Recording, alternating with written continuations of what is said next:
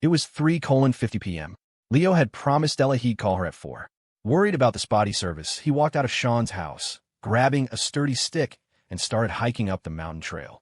After about 10 minutes, he reached a spot halfway up the slope and found a relatively clear patch of grass to sit on. He opened his phone, went through his messages, and started a video call with Stella.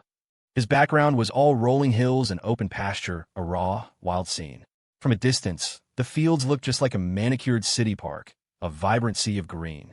But up close, you could see it was a chaotic mix of wildflowers and weeds, uneven and untamed. Leo felt like he was sitting in the middle of nowhere. He had climbed high enough to see a stable 5G signal on his phone before stopping, slightly out of breath. When the call connected, his screen was filled with a massive bouquet of flowers, huge, exotic blossoms of white and pink arranged in a dazzling Murano glass vase on a coffee table. The wall behind it was antique and ornate, giving off a distinct Downton Abbey vibe. A moment later, the camera flipped. There was Stella, lounging on a plush sofa in a white dress, looking like a princess. Video calls didn't have beauty filters, but the image of her seemed airbrushed anyway. When he'd first met her, he thought she was pretty, but not this pretty. Now, it was like she was surrounded by a soft halo of light, more beautiful than any celebrity he could think of. Her short hair was held back on one side with a glittering hairpin, a look she seemed to favor. The second her face filled the screen, she smiled. Her eyes crinkled into crescents, and her teeth were perfectly straight and white. Victoria had to go out for a meeting, she said. We went from Paris to Geneva, and I think we're heading to Zurich next. Is that far? Leo asked, watching her stretch out on the couch, phone propped up. For a second, he desperately wished he could be there, lying on that sofa with her. Not really. Paris to Geneva is only about 300 miles. Geneva to Zurich is less than 200. He nodded. That really wasn't far. The drive from Shawn's hometown to the state capital was longer than that. In Europe, that was enough to cross 2 countries. The name sounded a little distant and foreign. He knew Paris, of course. Everyone did. They'd covered it in school a dozen times. The Hunchback of Notre Dame in English class. The French Revolution in history. The capital of France in geography. But Geneva and Zurich were fuzzier. He vaguely remembered the Geneva Convention from history class, though he couldn't recall the details. And he thought Zurich was the biggest city in Switzerland. That was the extent of a normal person's knowledge. Stella's voice was soft as she lay on the couch. Victoria is really impressed with the University of Geneva and ETH Zurich. Both are ranked among the best in the world. The real reason, Leo guessed, was that Victoria thought Switzerland was safer, developed, and secure. The best universities in the world were in the States, but Victoria thought America was too chaotic. She believed her daughter's path in life required a top-tier school, a place where she would meet better people, expand her horizons, and shape her worldview. So, despite her reluctance and her intense need for control, Victoria was adamant that Stella study abroad. Stella felt it, too. It was a point she couldn't argue. Even her father, Richard Vance, who usually deferred to her, agreed she should go. This trip over fall break was supposedly a vacation, but it was really about scouting schools. They had people on the ground here giving them tours, explaining the campus culture, the environment, the academic programs. The universities were beautiful. The campuses had a sense of history that settled deep in your bones, a feeling of peaceful, sun-drenched time. The students were young and full of energy, but there was a stark difference between them and the students back home. At Northwood State, most students were more reserved, less sure of themselves. Here, every student radiated an almost overwhelming confidence, chatting eagerly, their enthusiasm infectious. It was exciting, exhilarating, wonderful. But in this moment, video calling Leo, she felt even happier. Everyone else, whether they were quiet or outgoing, felt like a flat, forgettable caricature. Only he felt real, with 1,000 different facets to him. I saw the video you posted on your feed, the one of you riding a horse. You looked incredible. I think you're a better rider than I am. It was okay, Leo said. One of Shawn's family friends works at a ranch, so we got to ride as much as we wanted. It was pretty fun. We should go together sometime. There's a stable near campus. It's not as big as that open prairie, but they have a few thoroughbreds with really good bloodlines. Definitely, Leo nodded. Did you miss me? He asked suddenly. Lying on the sofa in her beautiful dress, she looked like she was nestled in the center of a blooming flower. She kicked her legs in the air. A little. I missed you, he said. He thought the words would be hard to say, but looking at her on the screen, they came out easily. He missed her. He wanted to hold her, to kiss her. Even if he couldn't do either, just being near her would be enough. He missed her scent. He missed the way she was both bossy and impossibly understanding. Right then, Leo felt a pure, uncomplicated happiness. The kind of happiness that would make him walk 10 miles just for this phone call. It filled his emotional tank to the brim. So the two of them talked. One, in a 5-star hotel suite, moving from the couch to the bed, then to the balcony, wandering from room to room in circles. The other, on a grassy hillside, climbing higher and higher until he could see a distant herd of cattle. He kept the video on, walking toward them, and before he knew it, he was right beside the herd. When Leo pointed the camera at a cow's face, Stella yelped in surprise. "The scenery there is beautiful," she said. "It looks just as nice as anything I've seen here." "Yeah," Leo agreed. "Sarah says people call this area Little Switzerland." Usually, by late October or early November, the peaks are covered in snow. It has the same kind of pastures, just without the fancy Swiss chalets. I wonder if those houses smell. Over here, anywhere there are buildings, you get a whiff of cow. The cows weren't skittish at all. One of them actually came over and started nibbling on the hood of his jacket, startling him so much that he dropped his phone. When he picked it up, the video call had ended. He was about to call back when a message from Stella came through. "Victoria's back. Talk later." His phone was hot to the touch. They had been talking for over an hour about nothing and everything. Leo looked around and was shocked to see how far he'd wandered from Shawn's village. The sun was setting, a massive, fiery orb that seemed to be level with his feet. It was huge and blood-red, its edges sharp and clear, not blinding at all. It felt both impossibly distant and right in front of him. He snapped a picture of the sunset, then a few of the cattle. Finding his stick, he started tapping it against the ground as he walked back. He'd gone so far without realizing it that he was a little disoriented. Unexpectedly, the old rancher herding the cattle recognized him. "Time to head back," the man called out. "You can follow me down." "Where you from, son?" the man asked as they walked. "Lakeside." "Lakeside? Is that far from here?" "Pretty far. It's about a 3-hour flight." "Never been on a plane or a train. I'm over 40, never been far from home. Farthest I've ever gone is the county seat." "So what do you do every day, sir?" "Herd cattle. Been herding him since I was a kid." The man squinted at him. "Hey, I saw you on my phone. You're pretty good. You think anyone would watch if I filmed my cows?" "People keep saying you can film anything and someone will watch." "Probably," Leo said. Geneva, Switzerland. Victoria Vance returned from her meeting in high spirits and immediately took her daughter shopping. Switzerland was the watch capital of the world, and there was no way they were leaving without one. Victoria was a fan of Patek Philippe. Stella wasn't loyal to any particular brand, but when her mother insisted they go, she didn't refuse. She wanted to find a Nautilus. She wasn't sure if they'd have one in stock here. The model was understated, not too flashy. You couldn't buy them new back in the States, but for a super VIP like Victoria, after a significant purchase, getting a basic Nautilus for around $30,000 shouldn't be a problem. The same watch was already fetching close to $60,000 on the resale market. Stella thought the Nautilus suited Leo's personality perfectly. Quietly confident, never too loud. Leo's horse riding video didn't just go viral, it exploded. The fall break audience probably helped. The juxtaposition of a college kid riding like a seasoned cowboy resonated with millions. By the afternoon, it had over 1 million likes. Shawn took a screenshot to preserve the moment. The follower count for The Roommate Chronicles shot past 100,000, then climbed to 140,000 and was still rising. Shawn was ecstatic. He knew he had 1 million flaws. He was indecisive, insecure, and anxious, afraid of failure. He wasn't lazy, but he couldn't handle real hardship. He wanted success, but wasn't willing to pay the price. He was the most ordinary of ordinary people. He'd experienced more than his share of failure. He was a senior now, 23 years old. He'd taken 2 gap years after high school, working and studying just to get into Northwood State. For someone from his family, the pressure had been immense. Each year felt like breaking him down to the studs and starting over. It was a time he hated to look back on. And it wasn't like those 2 years had gotten him into a top-tier university. He just managed to perform at his usual level on the entrance exams instead of choking. Those years might not seem like a big deal in the grand scheme of things, but they had been agonizing for him. The only good thing that came out of it was a single virtue. He knew his own limits. His ambitions were modest, and his emotions were generally stable. So even with the video blowing up and his DMs flooding with messages, he kept his cool. He stuck to the plan, post daily content. Today, he posted the video of Leo and his grandma making smoked fish jerky. This one he'd edited more carefully. Fewer flashy cuts, more long, steady shots that told a story. He did it all on his phone and hit publish.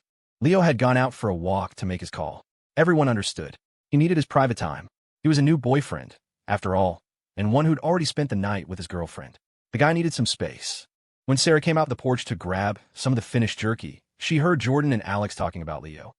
Munching on a piece, she asked curiously, "So what's Leo's girlfriend like?" Jordan answered first, "A total powerhouse. An absolute boss." Alex added, "The clearest head of anyone I've ever met." Shawn just said, "You focus on your studies. Worry about dating when you get to college." Sarah just flicked her high ponytail, another piece of jerky dangling from her mouth, and walked away. She didn't come back out for more. Instead, she went inside and started on her homework. Suddenly, Alex's phone rang. The number was local, which was strange. They had just arrived. How could someone here have his number? He hadn't asked his father to make any calls. He answered, "Hello, Mr. Young, it's Walt Wyatt from the Clearlight Ranch. That classmate of yours yesterday, the one who's a great writer? He posted a video, and a lot of people saw it, including the higher-ups at my company.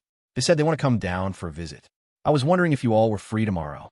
We have an event in the afternoon, and we'd like to invite you to join us. I can have someone pick you up." Alex nodded as he listened. "Mr. Wyatt, hello. I'll have to check with my friends to see if they're available. I'll call you right back." After a few pleasantries, he hung up. He told Shawn what was happening, and when Leo got back, Alex relayed the invitation. "The guys from the ranch want you to come back. Sounds like some of their corporate bosses are coming down, and they want you there. If you want to go, we'll go. If not, no big deal, I'll let them know." Leo thought about his newly upgraded riding skill buff. He had to go. "Yeah, let's do it. A chance to ride like that is rare. If there are any executives or whatever, you can handle the schmoozing, Alex. We'll just be at the kids' table." "I'm in," Jordan chimed in. "I love riding, even if it hurts a little." Shawn was all for it, too. More content for the channel was always a good thing. Alex called Mr. Wyatt back. He was never nervous about social situations like this. While others might tense up at the mention of executives, Alex felt a sense of familiarity, almost like they were family.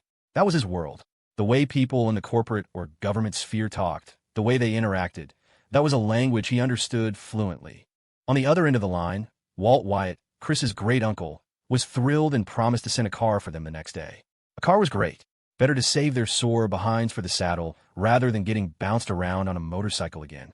That evening, none of them could stomach another round of the wedding barbecue. They were officially over it. Eating the same thing meal after meal was brutal. So when Shawn's mom got home, she made them QOUZ, the local specialty of hand-pulled noodles in a tangy broth. She worked the dough herself, tearing off a piece, rolling it between her hands, and dropping it into the pot. The little noodles danced in the simmering, fermented broth like lively fish, which is where they got their name, rubbed fishies. It looked simple, but kneading the dough was a meticulous process. It had to be worked until it was perfectly smooth without any yeast, which meant repeated pounding and folding for the better part of half an hour. Rolling the individual noodles was the easy part. She cooked outside in the courtyard, so everyone pitched in. Jordan loved it, gleefully pinching and rolling dough into random shapes and tossing them in the pot. Even Alex joined, creating a school of lopsided fish. Leo's were the most impressive. He managed to shape them with distinct heads and tails, sleek and slippery. Shawn filmed it all. The sky was shifting from dusk to night as the courtyard lights flickered on. Shawn's mom stood under a tree, stirring the pot with a large ladle. The scene was incredibly warm. She wasn't beautiful in a conventional way. Her apron and clothes were old, but her movements were practiced and sure. A smile played on her lips. The broth was simple. Since everyone was tired of heavy food, she'd used jiangshui, a fermented vegetable broth. It was made by packing vegetables like mustard greens, celery, and radish tops into a clay pot, pouring boiling noodle water over them, and adding a starter from an older batch once it cooled. After 4 or 5 days, it was ready. The resulting broth had the essence of the vegetables, but also a clean, aromatic sourness, different from vinegar, a perfect, refreshing tartness. A bowl of it could settle an upset stomach, cool you down on a hot day, or cut through any lingering grease. Watching Shawn's grandma ladle the cloudy liquid from a large crock, it looked a bit like a witch's secret potion. Dinner was simple, a big bowl of noodles for each of them, served with a platter of sliced, boiled beef shank and a large salad of shredded potatoes, with ear mushrooms, radish, and cabbage. A small dish of homemade chili oil sat in the middle of the table. To make it, they combined dried, crushed chili flakes from their garden with homegrown sesame seeds, then poured smoking hot oil over the top. The aroma was intoxicating.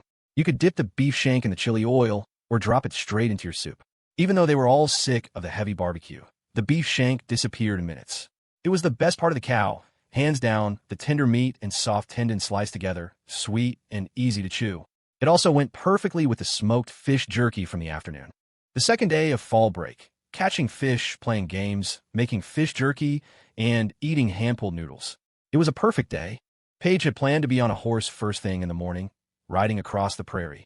It didn't happen. She hadn't slept well. The bed was too hard, the room too big and quiet. She woke up in the middle of the night and, feeling a little spooked, latched onto her cousin Shelley's arm for the rest of the night, waking up with a numb limb. By the time she finally got up, it was 10 o'clock. After a leisurely breakfast, they were on their way. The pharma execs had originally planned to take them to a different ranch, one with lusher pastures, better views, and more horses, the largest of several in the area, with over 1,000 animals, a truly spectacular sight. But the young lady wouldn't have it. She insisted on finding the one from the TikTok video. The exec sighed. It was hard to tell if she wanted to ride a horse or meet a handsome boy. But the kid in the video was clearly just a tourist. He wouldn't be there anymore. He couldn't say that, though. He didn't want to dampen her spirits. His job was to provide whatever service was requested. Their region's tourism marketing was a joke. Here was a college student on vacation, getting over 1 million likes on a single video. Meanwhile, the official tourism board had a $200,000 budget, and their latest promotional video barely cracked 2,000 views, and that was after ordering every government department to like it. The comparison was infuriating. The exec arranged the trip to the Grassfield Hollow Ranch. Early that morning, his assistant drove over an hour to the next county to pick up 2 orders of cold noodles, a famous local specialty, for the 2 young ladies' lunch. The noodles weren't expensive, but they tasted of power. If you ran a private company and asked an employee to drive to the next county for noodles on a holiday weekend, they'd probably tell you where to stick it. But a junior employee in a state-affiliated enterprise was happy to work the holiday, make the drive, and deliver the noodles with a smile. Shelley, Paige's older cousin, wasn't a fan. She'd spent years studying abroad, and her palate leaned more Western. But Paige thought they were delicious. The noodles were chewy, the sauce was tangy with a hint of spice, and the marinated beef was rich and flavorful. Paige's stomach was an iron fortress. She could eat almost anything that wasn't actively disgusting. After lunch and a short rest, they finally set off for the ranch. Mr. Wyatt was ready for them. He'd set up a bonfire pit, tents, and a barbecue. He had local specialties like fresh yogurt and horse milk cakes ready. And on special instruction from his boss, he'd had the ranch's bathroom deep cleaned. Being a temp worker for over 30 years, he'd managed to hold on to his lead position at the ranch not because of his background or education, but because he knew how to get things done. Today wasn't just about one executive's visit, though. He'd been getting calls all morning from friends and managers at other companies. A lot of people wanted to visit, all because of that TikTok video. The kid in the video was a great rider, but plenty of locals were just as good. One of the young hands at the ranch, Mateo, could ride without even holding the reins. He'd made TikToks too, but none of them ever took off. College kids were just on another level. Sigh, you really had to get an education. That had been his downfall. As the sun beat down, Mr. Wyatt greeted his first guests, the daughter of the director of the Bridgeport University Medical Center and her cousin. 2 young ladies, here to have fun. His job was simple. Make sure they ate well, drank well, and had a good time. He saw the car approaching and jogged over to wait by the door. As he opened it, he greeted them enthusiastically, regardless of who they were. Welcome, Director. We're honored to have you inspecting our facility. Paige, dressed in a cute denim jumpsuit and a matching cowboy hat, hopped out of the car like a little rabbit. Being called director was so strange, she couldn't help but giggle. Hi, mister. I'm not a director, she chirped. The video of Leo making smoked fish jerky with his grandma, the one Shawn had just posted as a daily update to keep the content flowing, had gone even more viral than the horse riding one. Shawn woke up, stumbled to the bathroom, and, as was his habit, pulled out his phone. The first video on his feed made his hand jerk. He almost dropped his phone. The horse video had potential, and it did well. But this, he just filmed it as a simple, slice-of-life moment. He must be dreaming. 1 million likes on the fish jerky video? No way. He finished up, washed his hands, and stood in the doorway of the bathroom, scrolling through the comments, trying to figure out what he was missing. He didn't even know what the hook was. There were thousands of videos just like it.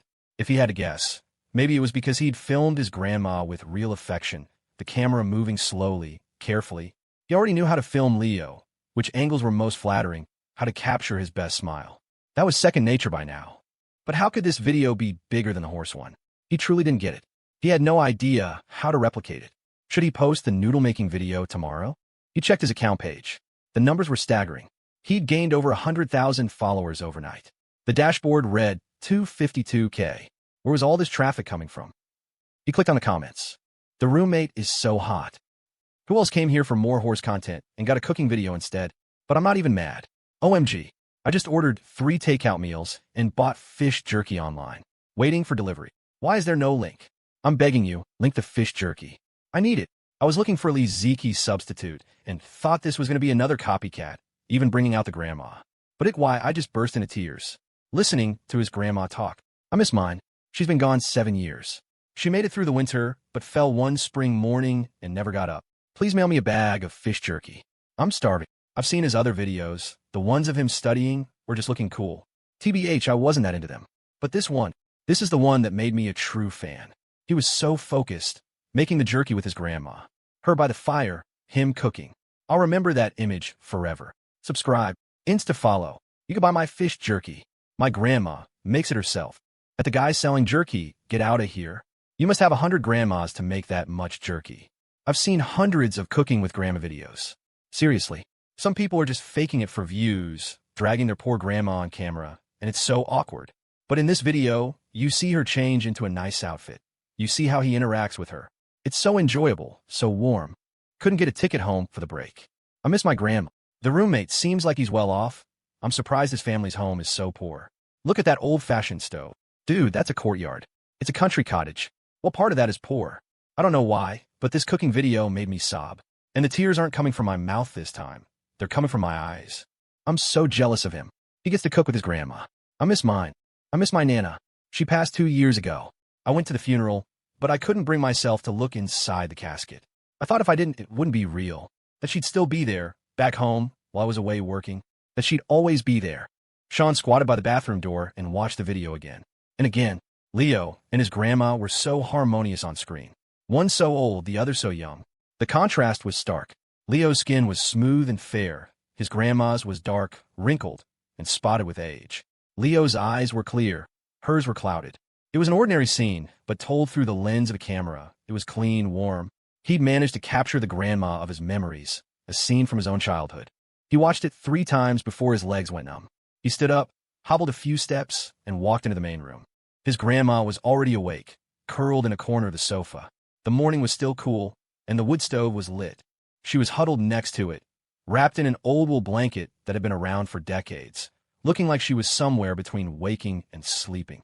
Old people didn't know what insomnia was. His grandma went to bed early, but was always up by 3 or 4 in the morning, which meant she dozed off and on all day. She always said she was lucky. No major illnesses, no terrible accidents. She was just getting old. Slowly getting old. As Shawn approached, she opened her eyes as if she hadn't been sleeping at all. "Chow she said, her voice raspy. "Want a toasted bun?" Her hand trembled slightly as she reached for a bun warming on top of the stove. She handed it to him, her movements slow and careful, as if she were trying to catch a frog. Shawn took it and sat with her for a while, chatting until she started to nod off again. Then he got up and went back to his room. He shook his roommates awake. They had agreed to go to the farmer's market this morning. It was market day in the next village over. In the city, shopping was a nightmare. But out here, where supplies were scarce, even a trip to the market was exciting. As he folded his blanket, Shawn said, "Leo, the fish jerky video we posted yesterday blew up. It has more likes than the horse one." Leo, the man of the hour, just yawned.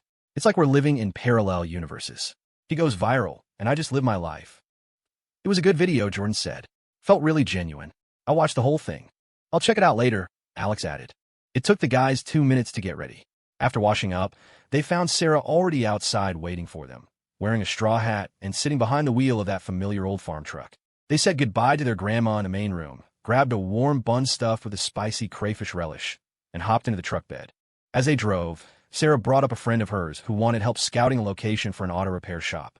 "You mostly just want to check for traffic flow, right?" Jordan offered. "Foot traffic doesn't matter as much as cars, and you need a place where it's easy for them to pull in."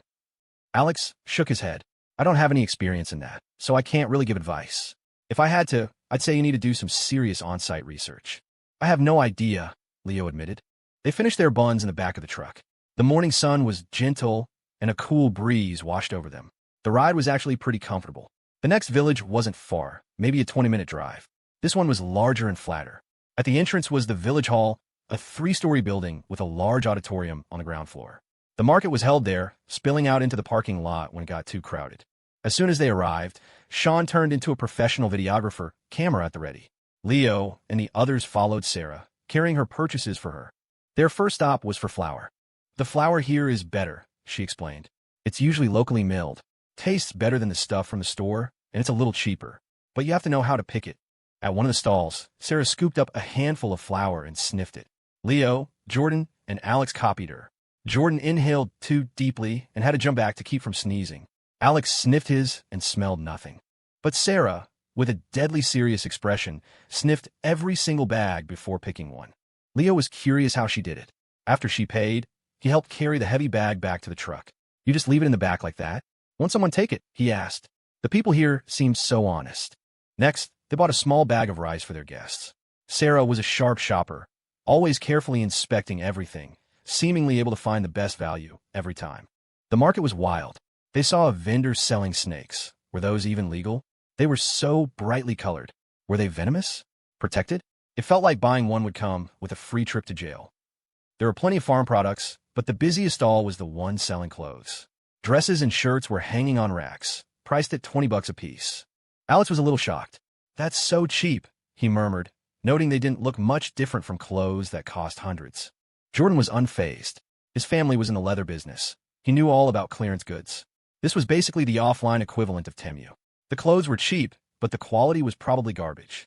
They wandered around, fascinated by everything. An old woman was frying fish on the side of the road for $1.50 apiece.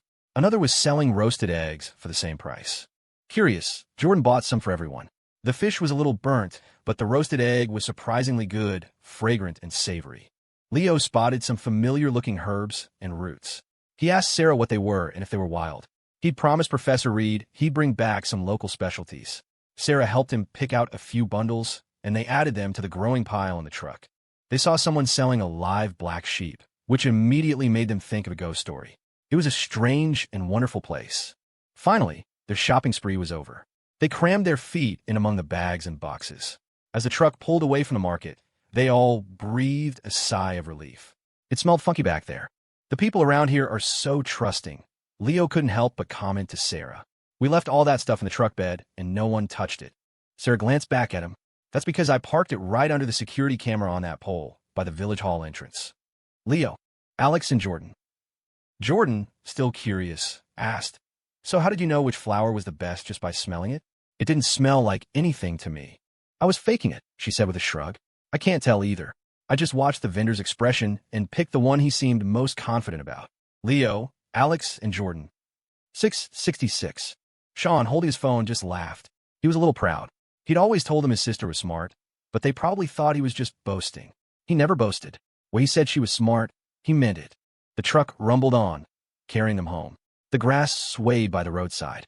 The sun climbed higher in the sky. In the frame of his camera, he had his roommates, his sister, the mountains, the water, the blue sky, and white clouds. It was a perfect picture. They returned, fully loaded. Leo helped Sarah carry everything inside. He might have been outsmarted, but he wouldn't be outlifted. Jordan and Alex pitched in, too, while Shawn, the designated cameraman, documented it all. Under Sarah's direction, everything was put away in its proper place. An old saying proved true. Even a humble home is filled with treasures. A truckload of goods disappeared into the house without a trace. Shawn's parents had managed to get 4 days off for the holiday by swapping shifts with coworkers. They had to go back to work tomorrow. Not every job came with a 7-day break. They were inside, packing their things. After a few minutes of work, Shawn's mom went to the bathroom. When she came back, she sat down heavily, her hand on her lower back. Her face was a little swollen. She rummaged around for her blood pressure medication and took 2 pills. "My pressure's acting up," she explained. Sarah knelt behind her and started rubbing her back. Shawn's dad sat down, too, taking his wife's hand and pressing on the fleshy part between her thumb and index finger. "Maybe I should just go back to work by myself this time," he said. "You stay here. I'll be back for the new year. You're not feeling well. You should rest." "No, it's just high blood pressure. I'd be the same if I stayed home. Moving around helps. I can't sit still." After a short break, she was up and working again, telling Sarah to go study and Shawn to entertain his friends. Seeing that she seemed okay, no one pressed the issue. From the doorway of the main room, their grandma watched with a worried expression. Her daughter-in-law seemed to be in worse shape than she was. Her son was stubborn and getting older. Her grandchildren were still young, and she was old. The best she could do was take care of herself and not be a burden. Lost in her worries, she dozed off. Shawn was nervous too, but his mom just laughed it off. It's just high blood pressure. Everyone in the village gets it when they reach our age. It's nothing to worry about. You all go on, do your thing. This is an old problem of mine. People who work for a living always have aches and pains. And what's high blood pressure? I've got medicine. The state even provides it for free. She shooed them away and got back to her packing. They went back to the wedding barbecue for lunch. It was the last day, so the menu had a few new dishes. After the meal, the bride and groom would be moving to their new apartment in the county seat. Most of the time, only the elderly remained in the village. Caleb, a driving instructor, was a respectable figure here. He married a girl from a good family, bought a place in town. His life was on the up and up. Everyone wished him well. After lunch, Caleb's parents loaded up the trunk of his car with cured meats, fresh vegetables, and all sorts of other things. He and his new bride drove off. Shawn filmed it all. He realized his camera skills had improved dramatically these past few days. His shots had more emotion now. Scenes that once seemed ordinary looked different through a lens. Watching the car drive away, the tall reeds brushing against its doors, was a beautiful image. He put his phone down and thought, they really need to fix this road. If the reeds get any thicker, you won't be able to see it at all. The groom's car stopped a short way down the road to let another car pass. Both vehicles had to pull over to the very edge to squeeze by each other. The approaching car was an official vehicle from Clear Light Biopharma. It was here to pick up Leo and his friends. Perfect timing. They finished lunch, packed their things, and under the watchful eyes of the villagers, got into the car and left for the ranch. A little while after they left the village, Sarah suddenly spoke up. "Brother, are the hospitals open during the break? Can we take Mom to the city for a checkup? I don't think it's just high blood pressure." I looked it up. High blood pressure doesn't cause swelling or back pain. Paige had intended to go riding first thing in the morning, but she'd overslept. A night of tossing and turning had left her sore and tired. The mattress wasn't soft enough, and her cousin Shelley had to practically cradle her for the second half of the night, leaving Paige's arm numb. By the time she woke up, it was 10. After a lazy meal, they finally got moving. The pharma executive had wanted to take them to a different, more impressive ranch, but Paige insisted on finding the one from the TikTok. The executive couldn't be sure if she was more interested in riding or meeting the handsome star of the video, but either way, he knew the chances of finding a random tourist were slim to none. Still, his job was to accommodate her. The executive arranged the trip to the Grassfield Hollow Ranch. The assistant, a young man, had to drive an hour to the next county over to pick up 2 orders of a famous cold noodle dish for the ladies' lunch, a task that spoke volumes about his position. Any other employee would have balked at a holiday overtime request for a noodle run. Shelley, her palate more accustomed to Western food from her time abroad, wasn't a fan. But Paige loved it. After a short rest, they finally set off for the ranch where Mr. Wyatt was waiting. He'd prepared a bonfire, tents, a barbecue, and local specialties. Per his boss's instructions, the ranch's bathroom had been scrubbed clean. He welcomed the car with a jog and a broad smile, opening the door for Paige. "Welcome, Director. We're honored to have you." The title made Paige giggle. "Hi, mister. I'm not a director," she said, hopping out in her denim jumpsuit and cowboy hat like an excited bunny. Paige's cheerful, goofy energy made the welcoming staff smile. With her long, chestnut curls and fair skin, she looked like a doll. She made a good first impression, though her spoiled nature could wear on people over time. Still, she was generous and had a certain naive innocence. Her cousin, Shelley Shun, was more imposing. Having studied abroad and started her career, she was more mature. She was slated to join Clear Light Biopharma, partly because of her father's connections and partly because she was genuinely interested, not in pharmaceuticals, but in horses. She'd taken equestrian lessons while abroad and had gotten quite good. She even dreamed of opening her own equestrian club back home, a plan her father promptly shot down. Sweetheart, her father, the director of the Bridgeport University Medical Center, had told her, "I'm a hospital director, not a Rockefeller. I got this job because I'm good at treating a certain senator's kidney stones. When he retires, I'm probably out. So let's just keep our heads down, okay?" So, the club never happened. But now, a subsidiary of the pharma company she was joining had its own ranch, where she could ride for free. That's why she'd agreed to this long trip, partly to humor Paige, but mostly because she was itching to ride again. Shelley stepped out of the car and accepted the title of director gracefully. In the corporate hierarchy, she was his superior. She was a smart woman, having earned a full scholarship to study abroad on her own merit. She wasn't just coasting on her father's name, but because she was brilliant, young, and from a privileged background, she could also be arrogant. She knew Paige had a crush on the guy from the TikTok video. Her cousin's feelings were written all over her face. It was strange. Her uncle was such a formidable man, yet Paige was so endearingly naive. Shelley had arranged with the ranch manager to invite the young man from the video, planning it as a surprise for Paige. It seemed they had arrived first. After a short rest, they went to see the horses. They were all in top condition, their coats gleaming.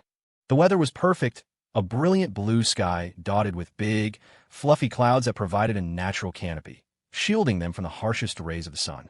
Mr. Wyatt had even borrowed a few particularly beautiful horses from another ranch for the occasion. Paige, however, wanted a white horse. Influenced by the video, Shelley found herself wanting one too. Luckily, Mr. Wyatt had anticipated this and borrowed several. The ranch was remote, and a visit from corporate was a big deal. He was determined to make a good impression. He'd even had his best rider, a shy young man named Mateo, and two older hands dressed in clean clothes to assist the guests. Mateo was the one who could ride without reins. An orphan who'd never finished middle school, he'd been taken in by Mr. Wyatt and had spent his life with horses. Paige was a little scared. She hadn't really wanted to ride. She just wanted to be where Leo had been. She picked the gentlest-looking white horse, and, as she was helped into the saddle, she yelped, "Mister, don't let it run. I just want to walk. Slowly. You have to hold on, don't let go." Mateo was assigned to accompany Shelley. She looked like she knew what she was doing. She thought she knew what she was doing. She'd trained at exclusive clubs and even competed. These horses seemed too docile. After a moment to get her bearings, she urged her horse into a run. Mateo had no choice but to follow. Mr. Wyatt watched with a knot in his stomach. The most dangerous riders weren't the beginners, but the ones who thought they were experts. The prairie wasn't a manicure track. Paige was still in the walking in circles phase, shrieking every time the horse picked up its pace. Just then, Leo and his friend arrived. Mr. Wyatt went to greet them. Alex stepped out first, shaking his hand and calling him Uncle Walt, as Chris and Shawn did. It was a warmer, more familiar greeting. "Uncle Walt, the place looks great," Alex said, complimenting the new tents. As they were choosing their horses, Leo was hit with a system notification. Notice, gold tier, single woman detected within 1,000 meters. Net worth, $1. 3 million. Knowledge, 80. Appearance, 79. Host, please perform your best. Good luck. Leo looked into the distance. All he could see was a girl on a horse, going in circles. Leo chose a magnificent, reddish-brown stallion. The moment he mounted, he felt the difference his new buff made. Getting on was effortless. The horse's movements felt smooth, not jarring.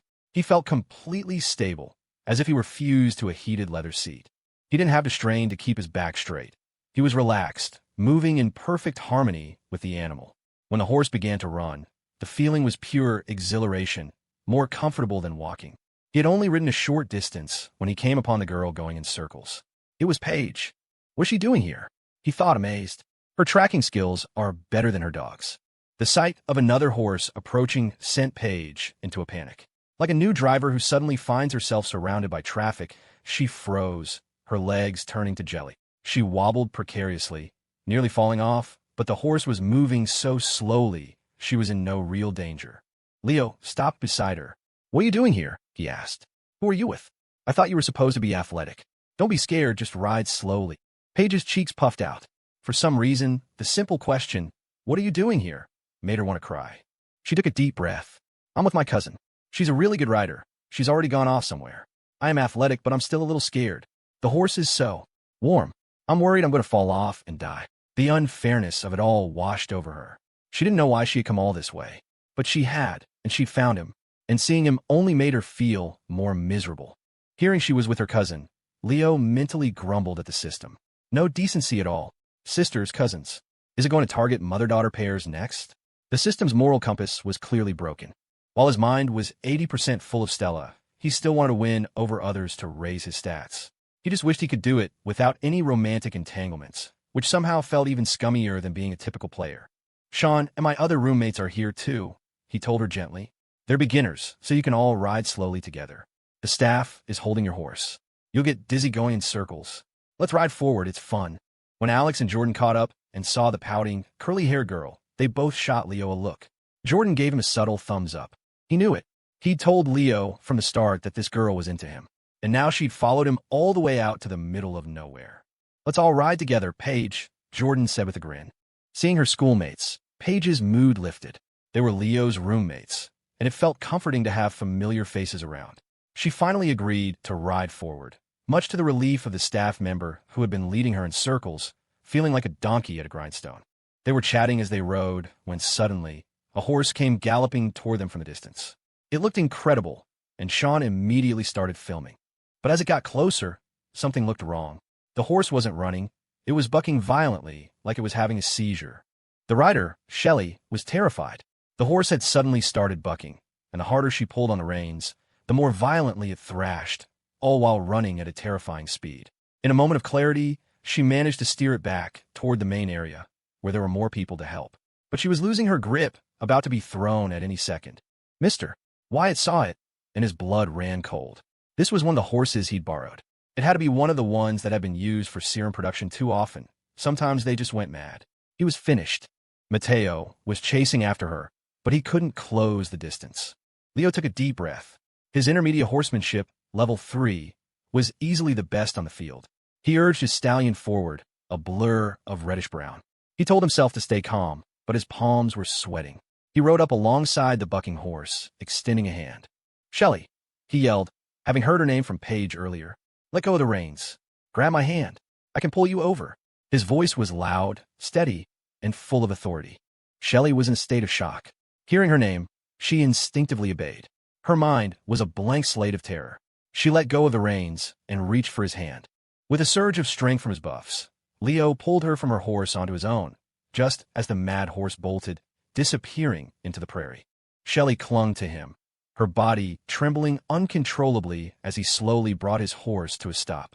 Leo gently circled his horse, giving Shelley a moment to recover before bringing it to a complete halt. When they stopped, a frantic Mr. Wyatt rushed over, his face pale with genuine fear. The roommates dismounted and hurried toward them. Paige was white as a sheet. Leo dismounted first, then helped Shelley down. Her legs gave out, and she stumbled against him, her hands gripping his arm tightly. He could feel her trembling. Sarah handed her a bottle of water. Shelley took it, mouthed "thank you," and took a few small sips. Her color slowly started to return. "I'm sorry," she said to everyone. "I'm okay. I'm sorry for worrying you all." Paige, finally snapping out of her shock, rushed forward to hug her, but Shelley flinched back, pressing against Leo. Don't hug me," she said, half panicked. "Have you ever read Where the Dream Flowers Fall?" The main character survives a car crash, but then the girl comes and hugs him and cries so hard she shakes him to death. Paige, who had been on the verge of tears, burst out laughing. "What kind of book is that, Shelley?" Shelley managed a small smile. "It's fine, really. Let me just catch my breath. And thank you," she said, finally letting go of Leo's arm and looking at him sincerely. "Thank you for saving me." "Don't mention it," Leo said. "It was probably a problem with the horse. You were amazing, holding on for that long." He meant it. He wouldn't have been able to do that with only a basic skill level. They all moved to a large tent and sat down. Alex asked Mr. Wyatt who Shelley was and got the rundown. A manager at Clearlight Biopharma, the only daughter of the director of the Bridgeport University Medical Center. It clicked. Paige was here for Leo, and they were here to entertain Paige's cousin. Alex suddenly felt like a set decoration. Mr. Wyatt was busy trying to salvage the situation. While they couldn't ride, there was still the barbecue, the scenery, even karaoke. Shelley sat for a while, feeling her insides settle back into place. The delayed fear was hitting her now. "Shelley, should we go to hospital?" Paige asked, her eyes still wide. Shelley looked at her hands. The palms were raw and bloody from gripping the reins. The assistant brought over a first aid kit. The local county hospital was probably useless, and driving all the way back to Bridgeport would be an ordeal. As a doctor's daughter, she had some basic medical knowledge. Her pulse felt steady, and she didn't think anything was broken. Leo, who was sitting next to her, noticed her hands. "I can help," he said, pulling out his well-worn excuse. "I've had basic first aid training. My grandma was a head nurse." He gently took her hand and began to clean the wounds with antiseptic. His movements were clinical and efficient, his focus entirely on the injury, not on her. Shelley watched him, this boy with short, wind-tousled hair, a handsome face, and a kind voice. She felt her heart beat a little faster.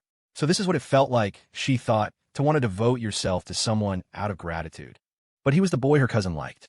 That was a line she wouldn't cross. That should do it, Leo said, finishing the bandaging. Thank you, she said again, her voice clear and serious now. You really saved my life. I work at Clear Light Biopharma, and my father is the director of the Bridgeport University Medical Center. I want to thank you properly. Is there anything I can do for you? Leo thought for a moment. Her offer felt transactional, like she was trying to settle a debt and move on. He remembered what Sarah had said in the car about her mother's health. Actually, he said, there's something.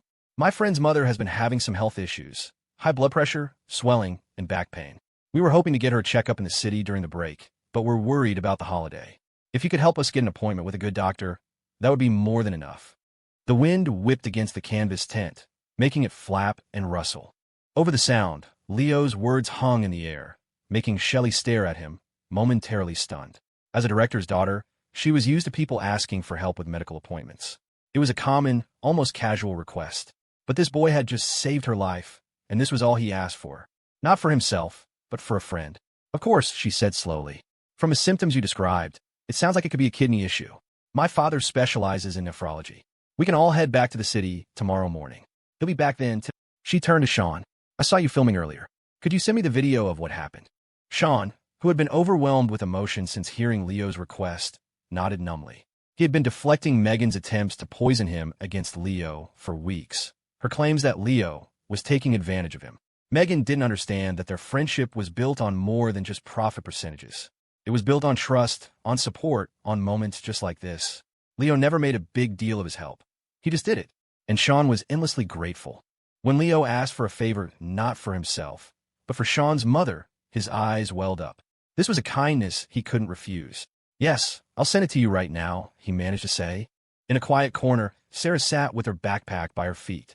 She had already looked up Shelley's father, Director Shawn, a renowned nephrologist who treated high-level officials. She had hoped they might be able to ask for a recommendation, but she never imagined this. Leo had performed a heroic rescue, and when offered a reward, he had used it for them, for her family. She'd been watching the drama unfold with a curious, analytical eye, noting the way Paige, and now even Shelley seemed drawn to Leo. It was fascinating, like a puzzle. But when Leo made his request, her composure broke. She bowed her head, suddenly understanding why her brother admired Leo so much. It wasn't something you could explain with words. Her brother had said Leo was a good person, and he was right. She had mentioned her mother's health just once in passing in the car. She had been steeling herself for the worst, planning how she would manage her studies if her mother was seriously ill, ready to bear the weight herself. But then someone had come along and, without any fanfare or dramatic speeches, simply lifted that weight away. He had saved one life and was now using the reward to try and save another. Sarah lowered her head as tears welled in her eyes. Leo took a cup of water from Sarah and drank deeply, trying to calm his own nerves. Suddenly, the mechanical voice of the system chimed in his head. The wind howled. Leo's mind reeled. Congratulations, host, on successfully winning over gold-tier single woman, Shelley Shun. A significant achievement. Goodness has reached 75. You have inspired love at first sight, gratitude, and a touch of infatuation. Please continue your efforts and climb to new heights. Congratulations, host, on successfully winning over silver-tier single woman, Sarah Riley. A significant achievement. Goodness has reached 80. Attribute point +1. You have planted a seed in her heart that will one day grow. Please continue your efforts and climb to new heights. Congratulations, host, on successfully winning over bronze-tier single man with unlimited potential, Shawn Riley. An outstanding achievement. Goodness has reached 90. System upgrade initiated. You have reached the level of a non-blood brother. Should the host unfortunately perish, this individual will voluntarily take on the responsibility of caring for your entire family. Good brothers. What's his is yours, spouse excluded. Please continue your efforts and climb to new heights. System upgrading. Shelley, the gold-tier professional, had given him a starting goodness of 75. That was huge. But Sarah, at 80 after only a few days, was even more surprising. She was smart, but maybe a little too quick to trust. And Shawn was still number one on his goodness leaderboard. Who would have thought? The tense atmosphere in the tent dissipated. Introductions were made. Alex and Jordan, realizing they were now side characters, wisely made themselves busy with the barbecue grill, dragging a still-dazed Paige with them. Alex, with his natural leadership aura, soon had the young assistant helping them out. Shawn sent the video to Shelley, along with his mother's name. Shelley watched it once, her face paling as she saw how close she had come to death, and how heroically Leo had swooped in. The memory, which her brain had mercifully blurred, came rushing back in terrifying clarity. Her hands started to shake. She immediately forwarded the video to her father. A moment later, her phone rang. It was a video call. "Shelley, are you okay?" Director Shawn asked, his face etched with worry. "Are you hurt anywhere?" "I'm fine, Dad. Not a scratch. Paige's classmate saved me. He's here with us. My hands are a little scraped from the rains, but he already bandaged them up." She passed the phone to Leo. "Thank you, young man," Director Shawn said, his voice thick with emotion. "Thank you. I don't know what would have happened if you hadn't been there." "It was nothing, sir. Happy to help," Leo replied awkwardly before handing the phone back. Shelley explained Leo's request. On the other end of the line, Director Shawn smacked his forehead.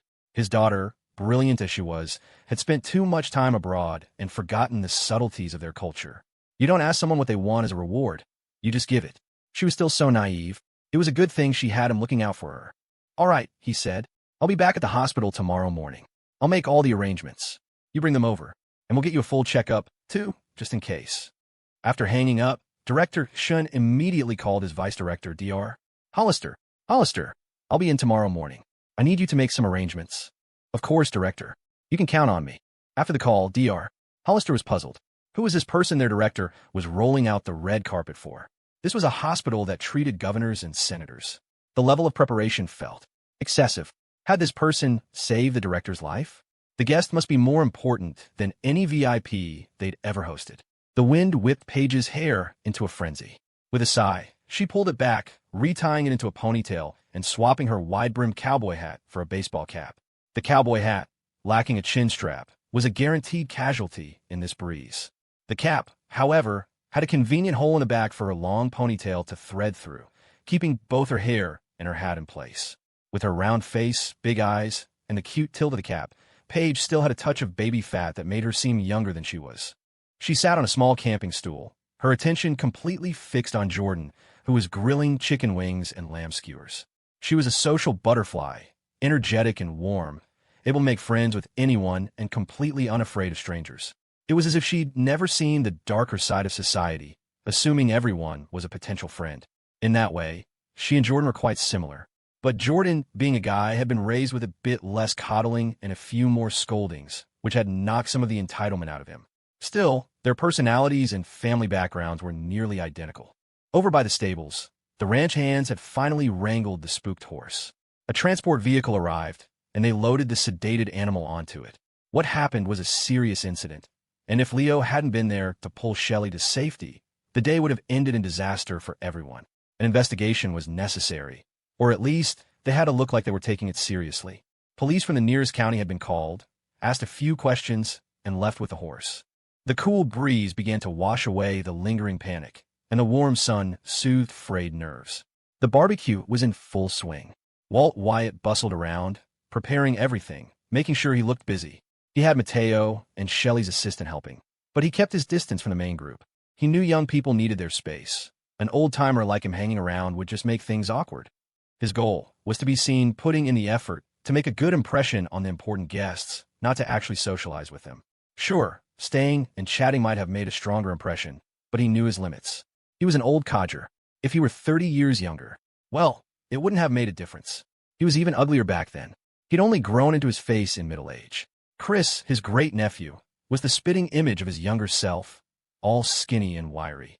That's probably why Walt had such a soft spot for the kid, flashy biker aesthetic and all. It was like looking at a ghost of himself.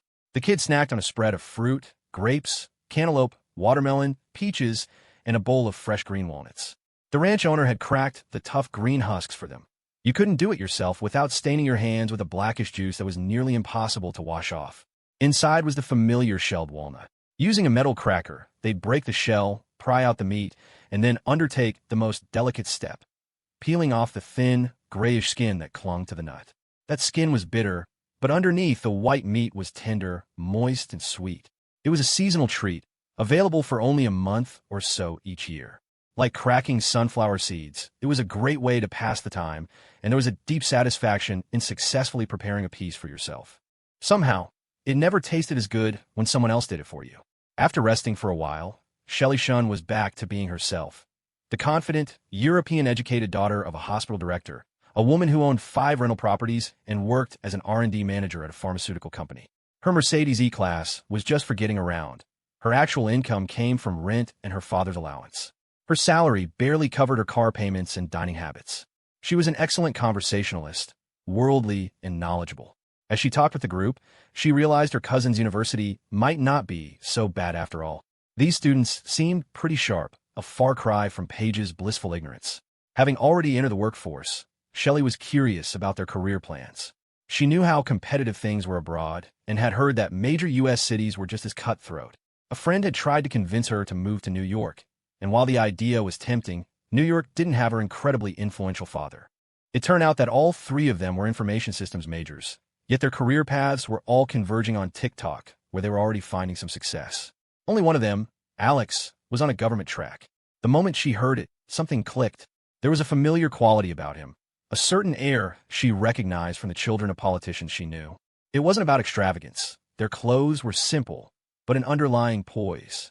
It was the kind of presence that made you feel like if he pinned a small flag to his lapel, you wouldn't be surprised to learn he had a full federal benefits package and top-tier health insurance. He was a company man, or rather, a countryman, or at least his family was. She was also surprised to learn that Shawn was the one behind the TikTok account she followed. She'd stumbled upon the Roommate Chronicles while trying to get a sense of what American college students were up to. The content was genuinely good, consistently updated with beautifully shot daily moments and the occasional viral hit. She found herself checking it almost every day. And Jordan, a beauty influencer? That was even more fascinating. She and Jordan ended up talking for a long time. Leo felt he'd done his part. He'd saved the girl. There was no need to keep hogging the spotlight. He set a daily task for himself, leveling up his cooking skills, and headed for the grill. The system was still upgrading, and he had no idea what changes to expect. As Leo got to work, Shawn naturally followed, camera in hand. Shelley was deep in conversation with Alex and Jordan. Alex was just as talkative, and Jordan, whose brother had also studied abroad, was full of questions. Paige, however, hadn't moved from her spot by the barbecue pit.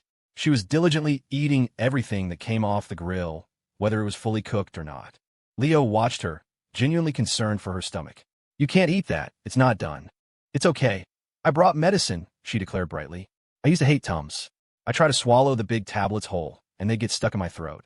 But now I chew them, and they're actually pretty tasty. A few of these, and I can eat anything." Leo just stared. Paige was wearing a denim jumpsuit over a small tank top, the zipper pulled down just enough to offer a hint of a generous curve.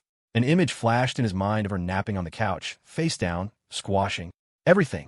Did that much fat require more caloric support? Was that why she could eat so much and stay so slim?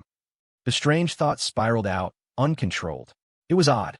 His intelligence had only ticked up by a single point, yet he felt a distinct sense of intellectual superiority around Paige, the kind of smart person feels around someone. Less so.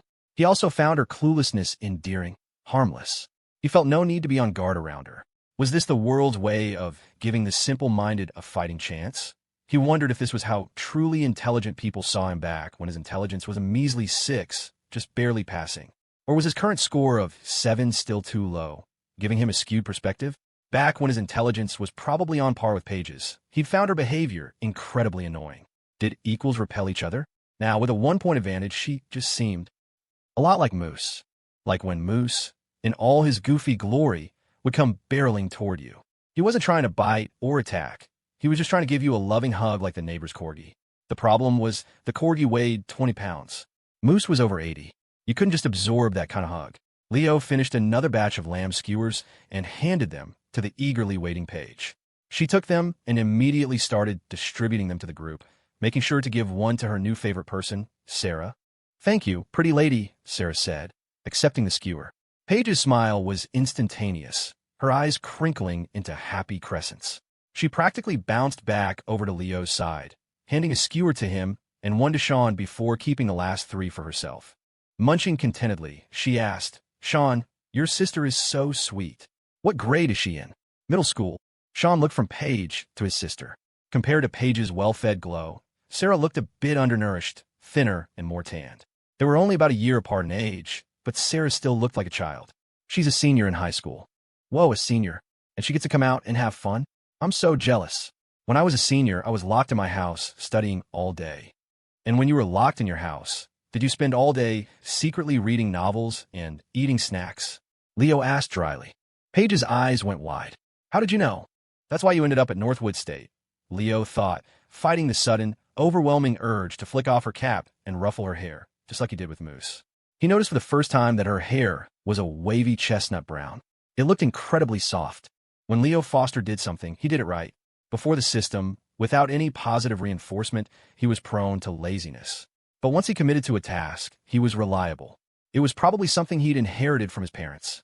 Both were blue-collar workers, and a sense of duty was baked into their DNA. He remembered wanting to buy books as a kid. His mom, Tammy, made him earn the money himself. Wiping the windows was worth $10. Doing the dishes was worth $5, and she always inspected his work. The thought of a new book was all the motivation he needed to do a perfect job. Most parents would have just handed over the money, but his mom had added that extra step. It was like her own version of the system. The mom system. She'd set small tasks, and he'd get a reward upon completion. It was a rudimentary system, not nearly as powerful as his current one, but it had instilled in him a solid work ethic. As he grew up and left home, the mom's system gradually faded, and he had to find his own way. But the principle she taught him, how to apply himself, how to see a job through, had stuck. As he grilled, his focus was absolute. At first, he was checking his phone, watching TikTok tutorials. But with each batch, he got better. He was different from Jordan, who'd produced a pretty good first batch right off the bat. But Jordan's second and third batches were inconsistent. Some pieces burnt, some undercooked. He was a natural, but he didn't improve. He was the kind of kid teachers always described as brilliant but lazy. It wasn't just a platitude. Jordan really was smart, but he lacked focus, only pouring his energy into his ever-changing hobbies. By his third batch, Leo was grilling as well as Jordan. By the fourth and fifth, his skewers were noticeably better. He could feel it. The seasoning was perfect, the meat cooked to tender perfection. He thought back to his first few attempts, some undercooked, some too salty, and how Paige had eaten them all without a single complaint. She really was easy to please. He'd found the rhythm, mastering the heat of the coals. The meat sizzled, the fat rendering and dripping, and he knew the perfect moment was just before the drop fell into the flames. Unfortunately, by then, Paige was starting to get full. She resorted to running skewers to the others, hoping the lapse would create a little more room in her stomach. Just as the meat hit its peak sizzle, a different kind of static crackled in Leo's head. System upgrade complete. A new attribute panel materialized before his eyes. The border was now a shimmering, iridescent rainbow. Did the system upgrade just to add a fancy new picture frame? Strength, 7, +1/10, average physical strength. Buff, enhanced power, permanent. With continued balanced exercise, you possess a minor advantage in the human world. Intellect, 7, -1/10, slightly below average intellect. It's your first time in love. It's natural to be a little foolish.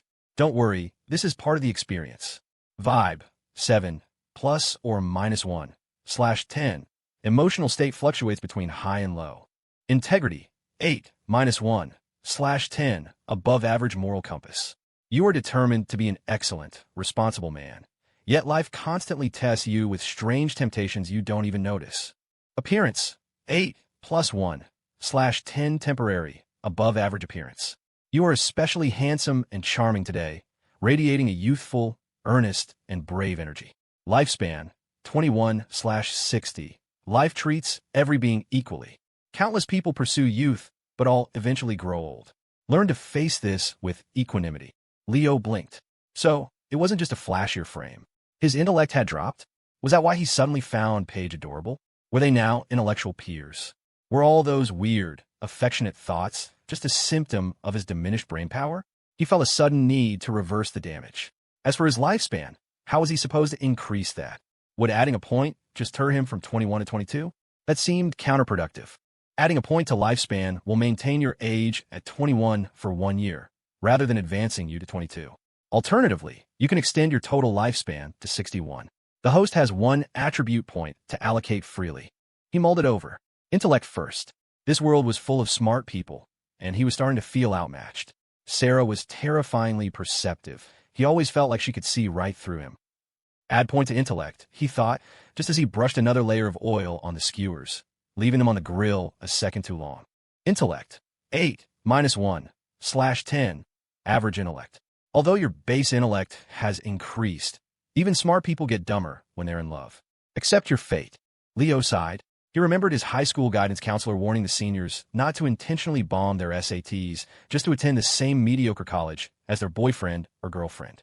A couple from the previous year had done exactly that, only to break up a semester later. At the time, Leo had wondered how people that stupid got good grades in the first place. Love really was a powerful, destructive force. Then again, if his sister could give him attribute points just by existing, he supposed things balanced out. The skewers in his hand were now slightly charred. The girl squatting by the grill, figuring longer cooking meant better flavor, was watching them with wide, hopeful eyes. "Here," Leo said, handing her the bunch. "Take these to Mr. Wyatt. And no sneaking any on the way." Paige wanted to protest, but basic manners won out. She dutifully delivered the skewers to Walt Wyatt, who accepted them with an exaggerated display of humble gratitude that was clearly meant to tease her. Leo grilled some vegetables and tofu, enough for everyone, and then finally sat down to eat. Out on the plains, watching the red sun sink below the horizon like a soft-boiled egg yolk, eating barbecue with friends, it was perfect. With his newly boosted intellect, Leo sat listening to Shelley and Alex debate the pros and cons of American versus European political systems. They were really getting into it. Must be nice, he thought, to have your life so sorted out that you have the time to worry about the state of the world. After an afternoon of eating and drinking, the sun finally dipped below the horizon. As darkness crept over the plains, a hush fell over the group. The vast, empty darkness was suddenly isolating. Just then, Walt Wyatt had someone light a massive bonfire.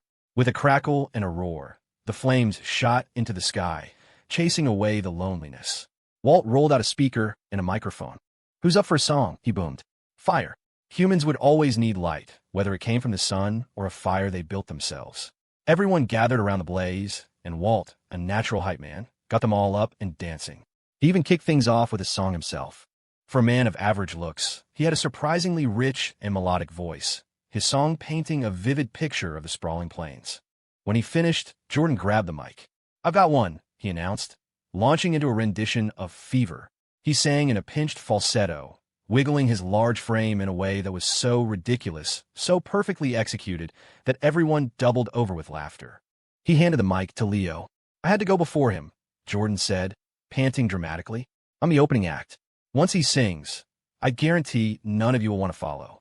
Leo laughed and tried to pass the mic to Alex. Alex, ever the patriot, took it without hesitation and belted out a booming, heartfelt rendition of America the Beautiful that perfectly matched his square-jawed earnestness. He then offered the mic to Shawn, who shook his head.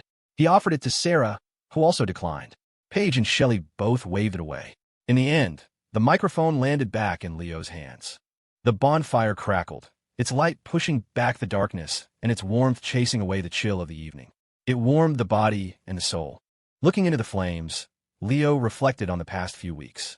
He'd come into his senior year feeling adrift, lost. Back then, there was a kind of listlessness about him. He didn't want to die, but he wasn't exactly passionate about living either. Now, though he was still a senior, standing at a crossroads, the fear was gone. He felt that even if the system vanished tomorrow, he'd be okay. Life might not be as smooth, but it wouldn't be any worse than it was before. That, he realized, was his greatest gain. There was a song he'd had on repeat lately. It was a bit obscure, but the lyrics had stuck with him. Sitting here by the fire, surrounded by a few good friends, the atmosphere felt just right. He was wearing a thin, deep blue zip-up track jacket with a matching vest and pants. It wasn't thick, but it was enough to block the wind. The dark color made his skin look paler, brighter in the firelight. He adjusted his posture, found a comfortable position, and held the microphone. Singing in a setting like this felt relaxed, natural. It wasn't a performance. It was just letting a feeling out like singing in the shower. A guitar would have been a nice touch, even just to strum aimlessly, but a microphone worked fine. He could just tap out the rhythm himself. His roommates had seen him sing on stage before. They knew what he was capable of. They didn't understand the technical skills, but they knew his voice had a way of getting under your skin. It had left the normally carefree Jordan feeling melancholic, a funk that only a plate of wings and a beer could cure. It had resonated so deeply with Shawn that he'd felt an urge to scream, to fight back against the world. It had made Alex reflect on his own struggles, a reminder that even for someone like him, life was a hard-fought battle. His songs were powerful, almost like a psychic attack. Paige was sitting next to Sarah. Ever since Sarah had called her a pretty lady, Paige had decided they were best friends. She'd been about to ask some cool, big sister questions about school, but then she saw Sarah was doing calculus homework on a Friday night. On vacation, Paige watched, bewildered, as Sarah's pen flew across the page, scribbling formulas and drawing graphs. "Do we take the same SATs?" Paige wondered. "I've never seen problems like these." The academic gap felt like a chasm. Terrified that Sarah might ask for help, Paige quietly scooted closer to her cousin. Shelley had spent the entire afternoon trying to calm the frantic beating of her heart. The near-death experience had shaken her to the core. For the first time, she felt a profound fear of dying. She used to dream of bungee jumping, of climbing snow-capped mountains. But after today, she realized she didn't actually want to do any of those things. She just wanted the Instagram post. Sitting here listening to someone sing was more than enough. She was a good singer herself, but tonight she just wanted to listen, especially to the young man sitting before her. Even while she'd been talking to the others, her eyes kept drifting back to Leo. He had saved her, yet he hadn't hovered or demanded anything, instead using her offer of thanks to help his roommate. He'd just gone back to grilling, mostly ignoring Paige, who was parked by his side. Shelley had watched him transform from fumbling and clumsy to confident and skilled, the skewers he passed over getting progressively more delicious. Watching him work, the person from the TikTok videos began to merge with the person in front of her. It was strange to have followed him for so long and to have only just met him. She'd always thought she was attracted to older, mature men, not necessarily handsome, but clean, well-dressed, and charming. She'd been looking for that type for years, but it was a paradoxical quest. A man like that was never single, and wasn't his impeccable style probably curated by his wife. Today, for the first time, she realized that a younger man could be just as captivating. From her angle, she could only see his profile, but every time she glanced over, her heart would beat a little faster. Now that he was singing, she could watch him openly. Everyone else was, so it wouldn't be weird. Leo took a moment, listening to the melody in his head. It was a comfortable rhythm, one that made his expression soften and his lips curve into a gentle smile. He began to sing. "If the road is blocked, you learn how to turn. If your heart's uneasy, you let the worries burn. Every crooked path has a reason you will find. Believe me, there are flowers waiting down the line." His voice was unexpectedly soothing, clean and clear, with an undercurrent of cheerful optimism. The wind that blows against you, the rain that makes you cold, are only stories of the days you're growing old. The future feels so distant, a long and winding thread, but I hope you never lose the courage in your head. Just walk on slow. Surprises you will meet. You don't have to be the one that everyone thinks is sweet. Shawn held up his phone, faithfully recording the moment. He moved closer to get better audio, and the lyrics hit him with stunning clarity. Today had been a roller coaster of emotions. Tomorrow, he had to take his mom to the city for a hospital visit. The future was a terrifying unknown. He always felt that for a family like his, life was just one disaster after another, a trial from birth. The things others took for granted were the finish lines he might never reach. He was in a better place now than he had been.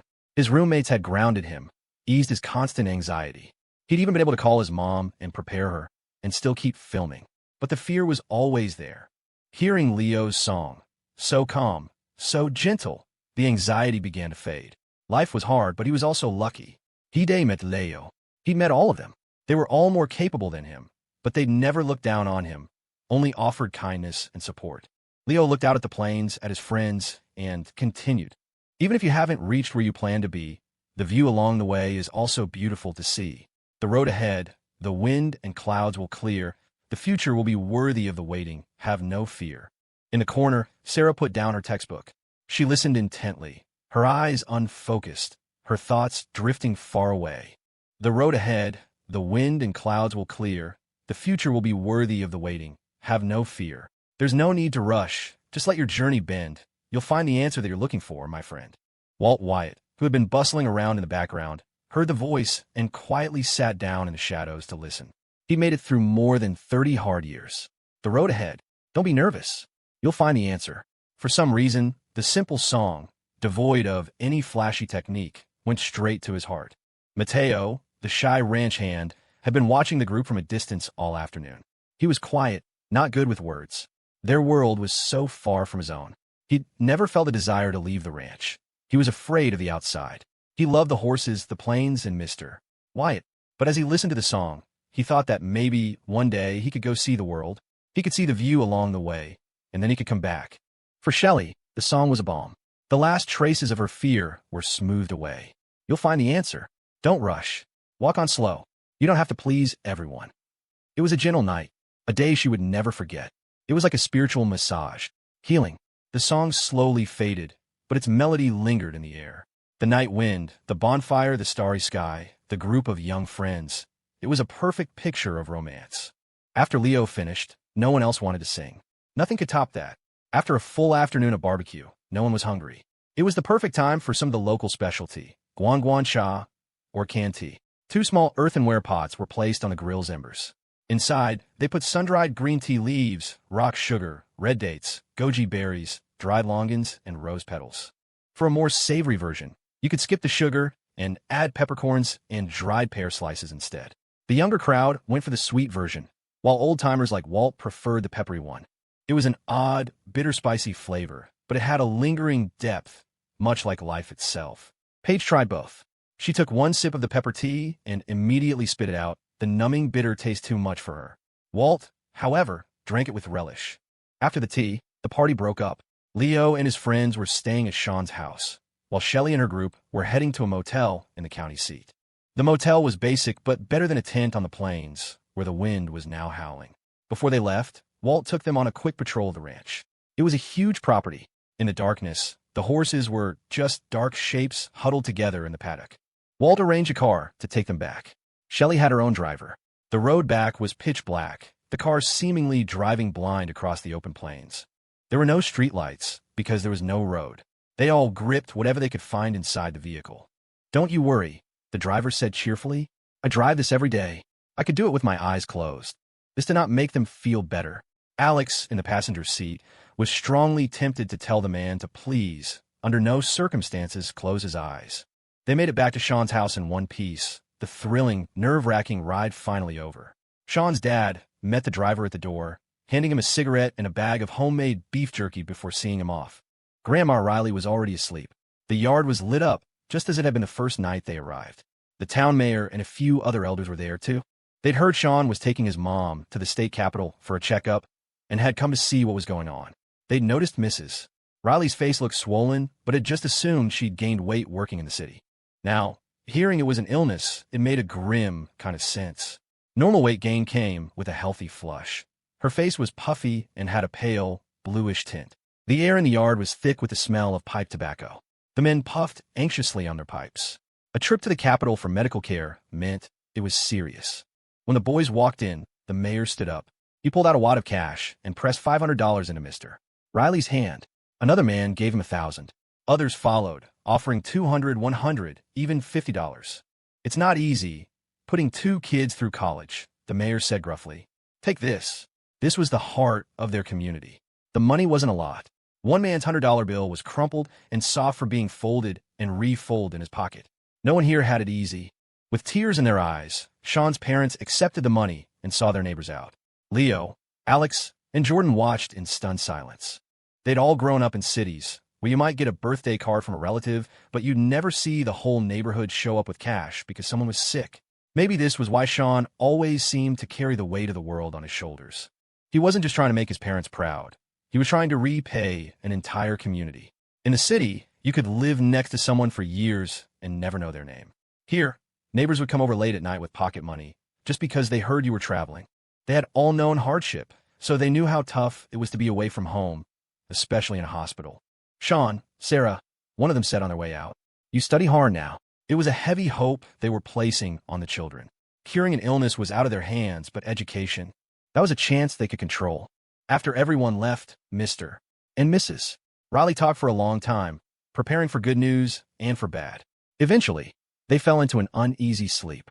Sarah packed a small bag with her textbooks and a change of clothes. Leo and the others packed, too. The plan was now to go with them to the state capitol and fly home from there. "Hey, man, it's going to be okay," Alex said, seeing Shawn staring silently into the darkness. "We talked to Shelley for a while this afternoon. Her dad is the guy for kidney disease. His name is on like every major textbook on the subject. For him, your mom's case is right in his wheelhouse. It'll be a piece of cake.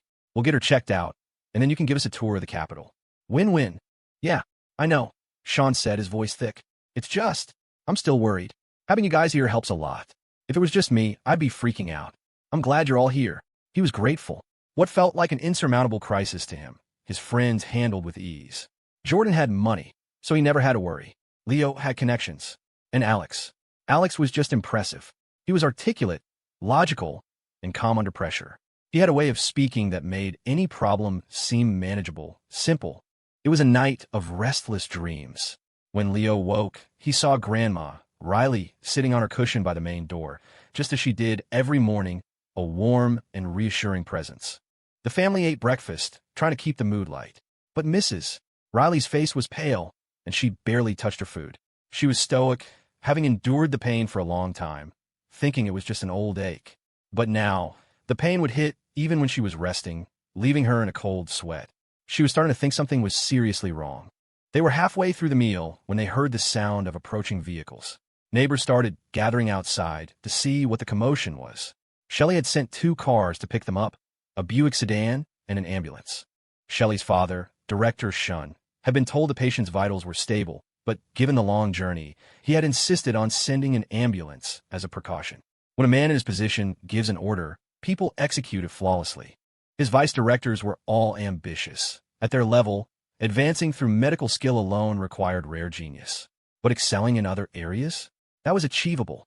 Being thorough, thinking one step ahead, that was how you got noticed. So, an ambulance from Bridgeport University Medical Center drove all the way out to Grassfield Hollow. To say it caused a stir would be an understatement. The villagers were frugal. Calling an ambulance was an unimaginable expense. Overnight, the local gossip mill had churned out a news story. The mutual support was one side of their community. The other was that no secret was safe, and rumors tended to get distorted. What started as her son's friend did a favor for the hospital director's daughter quickly became Big Eagle's son is marrying the director's daughter, and she's paying the dowry with medical care. Everyone knew the general story. Shawn's friend had saved the director's daughter, and as a thank you, he'd asked for Mrs. Riley to be examined. That kid, Shawn, he's got good luck, they murmured. Found himself a guardian angel. The arrival of the ambulance confirmed it. Mrs. Riley was still on her feet, but she was getting the VIP treatment. Those who had given money the night before now came out to watch the spectacle. Mr. Riley tried to load Leo and his friends down with local specialties, medicinal herbs, beef jerky, buckwheat flour, peppercorns, but they agreed it was better to ship them later. Shawn's uncle offered to have Grandma Riley stay with him, but she refused, insisting on holding down the fort until they returned. The mayor and other villagers said their goodbyes, making Alex promise to visit again. The mayor even added him on Facebook. Then, a whole group of them turned to thank Leo, making him blush.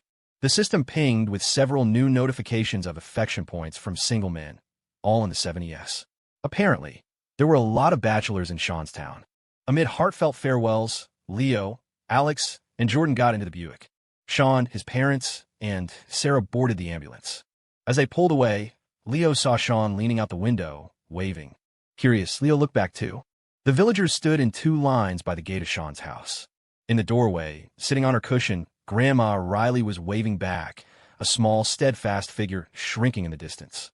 The car was much faster than the farm truck Sarah had driven.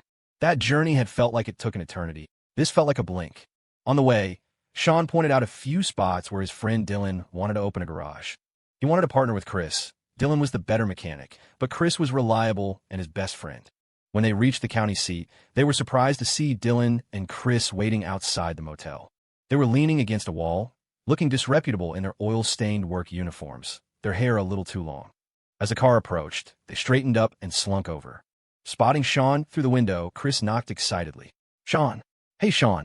Shawn had messaged them yesterday to say his plans had changed and he was heading straight to the Capitol, canceling their dinner plans. What are you guys doing here? Shawn asked, rolling down the window. Dylan said you'd probably pass by, so we've been waiting, Chris said. He pressed $200 into Shawn's hand. Dylan handed him $500. Hey man, it's not much, but take it, Dylan said. If you need more, you let us know.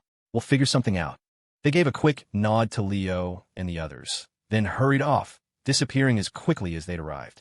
Paige and Shelley had already eaten breakfast. Donuts and coffee the assistant had tracked down from the town's only diner after Paige had declared she couldn't possibly eat another noodle. For Shawn and his family, the drive was a tense, uncertain ordeal. For Paige, it was a thrill. She couldn't believe she'd run into Leo on the plains, that he'd saved her cousin, and that they were now all traveling together. Maybe they'd even be on the same flight back to school. She knew nothing could happen. He'd rejected her, but she could pretend this was a post-breakup consolation trip. Maybe if she watched him long enough, she'd see him pick his nose and the crush would finally die. Shelley had called her father again last night and gotten an earful about her lack of social grace. The video of the incident had terrified him. He told her that when Leo and his friends arrived in the capital, he would arrange everything: hotels, meals, the works. Shelley's mother had a weak heart, so they decided not to tell her about the accident just yet. Shelley had nightmares. She woke up at 4 a.m., heart pounding, drenched in a cold sweat. In the dream, she'd fallen from the horse and was a quadriplegic. Her parents were fighting, her aunt and uncle were fighting, her mom had a heart attack, Sarah had left the country, the whole family had shattered. The dream felt so real that she was still trembling when she woke up. Seeing Paige, seeing Leo, brought her back to reality. She walked right up to him, and only then did the shaking in her hand stop. She knew it was a stress reaction, but the dream had shown her the horrifying alternative. She wasn't brave enough to live that life. Seeing Leo again, she was overwhelmed with a profound sense of relief. She felt like she'd grown up overnight. She needed to be better, to stop worrying her parents. They were getting older so quickly, so frighteningly fast. With the ambulance clearing the way, the journey to the state capital took less than 5 hours. Once they hit the city limits, skyscrapers replaced open fields. The sheer scale of the city seemed to overwhelm Sarah. For the first time, the young prodigy looked small and lost. The ambulance headed for the medical center downtown. Mrs. Riley's condition had worsened. Her skin now had a distinct purplish hue. The people from her village were tough. A story went around about an old man who'd walked around with a ruptured intestine for over a month, only going to the hospital after he collapsed from the pain. Mrs. Riley was cut from the same cloth. She'd been popping blood pressure pills and painkillers for weeks, just pushing through. She gripped Sarah's hand. Her daughter was so thin. That other girl, Paige, was all round cheeks and innocent smiles. She wished she could have given her own daughter a life that easy. "It's okay, Sarah," she whispered. "It's just a small thing. You don't worry about me. You just focus on your studies. That's all that matters." Sarah nodded, her jaw tight. She was terrified. She bit her lip and turned away, afraid her mother would see the tears welling in her eyes. The ambulance finally arrived at the medical center. Mr. Riley was trembling, unsure what to do next. Through the windshield, he could see a crowd of people in white coats waiting by the entrance, as if for a visiting dignitary. Just as the ambulance door slid open, a throng of medical staff surrounded them. A kind-faced, middle-aged doctor leaned in. "Mrs. Riley, don't you worry about a thing. You're in good hands. Welcome to our hospital. We will provide the most comprehensive and meticulous care to make your stay as comfortable as possible." Leo and the others, getting out of the Buick, were just as stunned. Even Alex was taken aback. This was a whole different level of official welcome. Swept up by the whirlwind of attention, Mrs. Riley was whisked into the hospital before she even had time to be scared, just utterly bewildered. Sarah followed, turning back to look for Leo in the chaotic crowd. He caught her eye and gave her a small, reassuring wave. Suddenly, she felt a profound sense of calm. She knew that for the rest of her life, she would remember this moment, the chaos of the hospital entrance, and Leo's smiling, steady wave. Shelley was quiet for most of the ride back. It seemed she hadn't slept well and was trying to catch up in the car. She had impeccable taste, her clothes stylish yet understated, her straight hair falling perfectly over her shoulders. Jordan, a fellow connoisseur of aesthetics, found a kindred spirit in her, and they chatted animatedly about obscure European brands. Alex, meanwhile, was all business, scribbling in a notebook. He wasn't interested in sophisticated older women like Shelley. He preferred freshmen. He found Paige's type more appealing, but her eyes were so clearly full of Leo that he left her alone. As for Leo, he did not pick his nose, nor did he scratch his feet. Paige watched him like a hawk the entire trip, leaving him no opportunity to shatter her illusion. Despite her 75 affection score for Leo, Shelley barely spoke to him, keeping a polite, almost parental distance. When they arrived at the hospital, Shelley leaped out of the car and ran into the arms of a middle-aged man waiting anxiously by the curb. Just then, the mechanical voice sounded in Leo's head. "Congratulations, host, on capturing the heart of 18-karat gold-tier single woman, Shelley Shawn. Affection score has reached 78. She is filled with gratitude and the profound relief of a survivor. Please continue your efforts and strive for greater heights. Leo was bewildered. He hadn't done a thing. Shelley had practically avoided him. But as he watched her hug her father, Shawn, he understood. Seeing her father, safe and sound, had triggered another wave of relief and gratitude. In her nightmare, he had been a broken man with a full head of gray hair.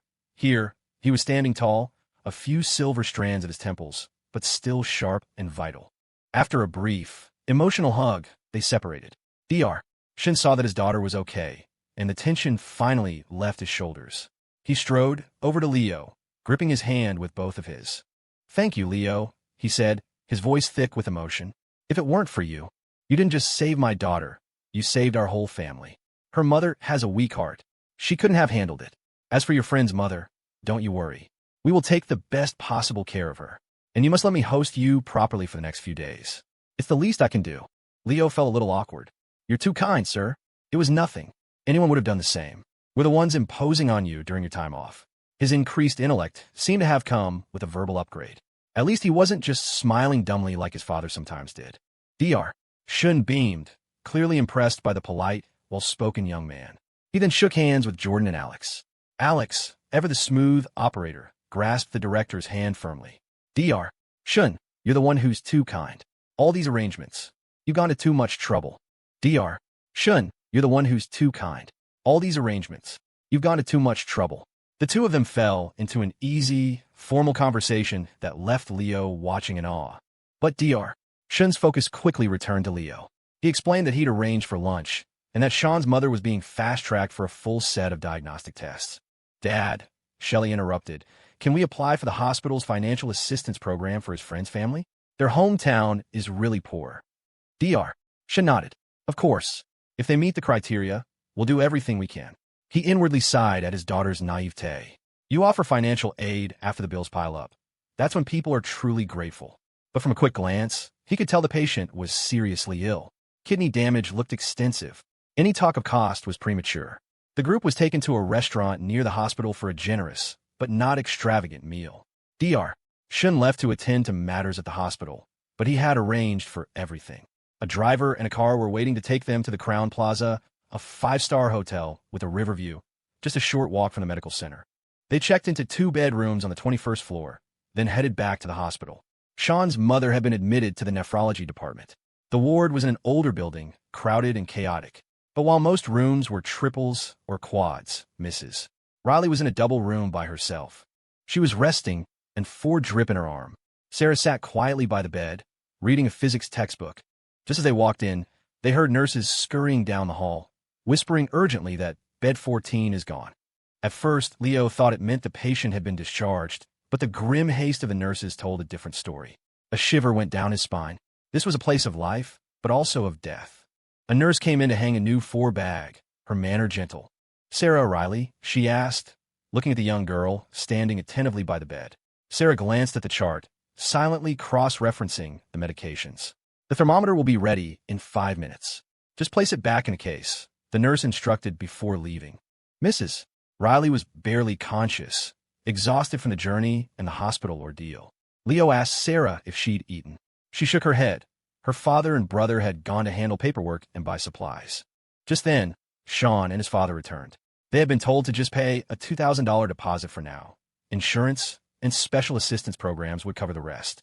The staff had been incredibly helpful, guiding them through a process that would have normally taken days of waiting in lines. They had been whisked from test to test, seen by multiple specialists. Mr. Riley was overwhelmed.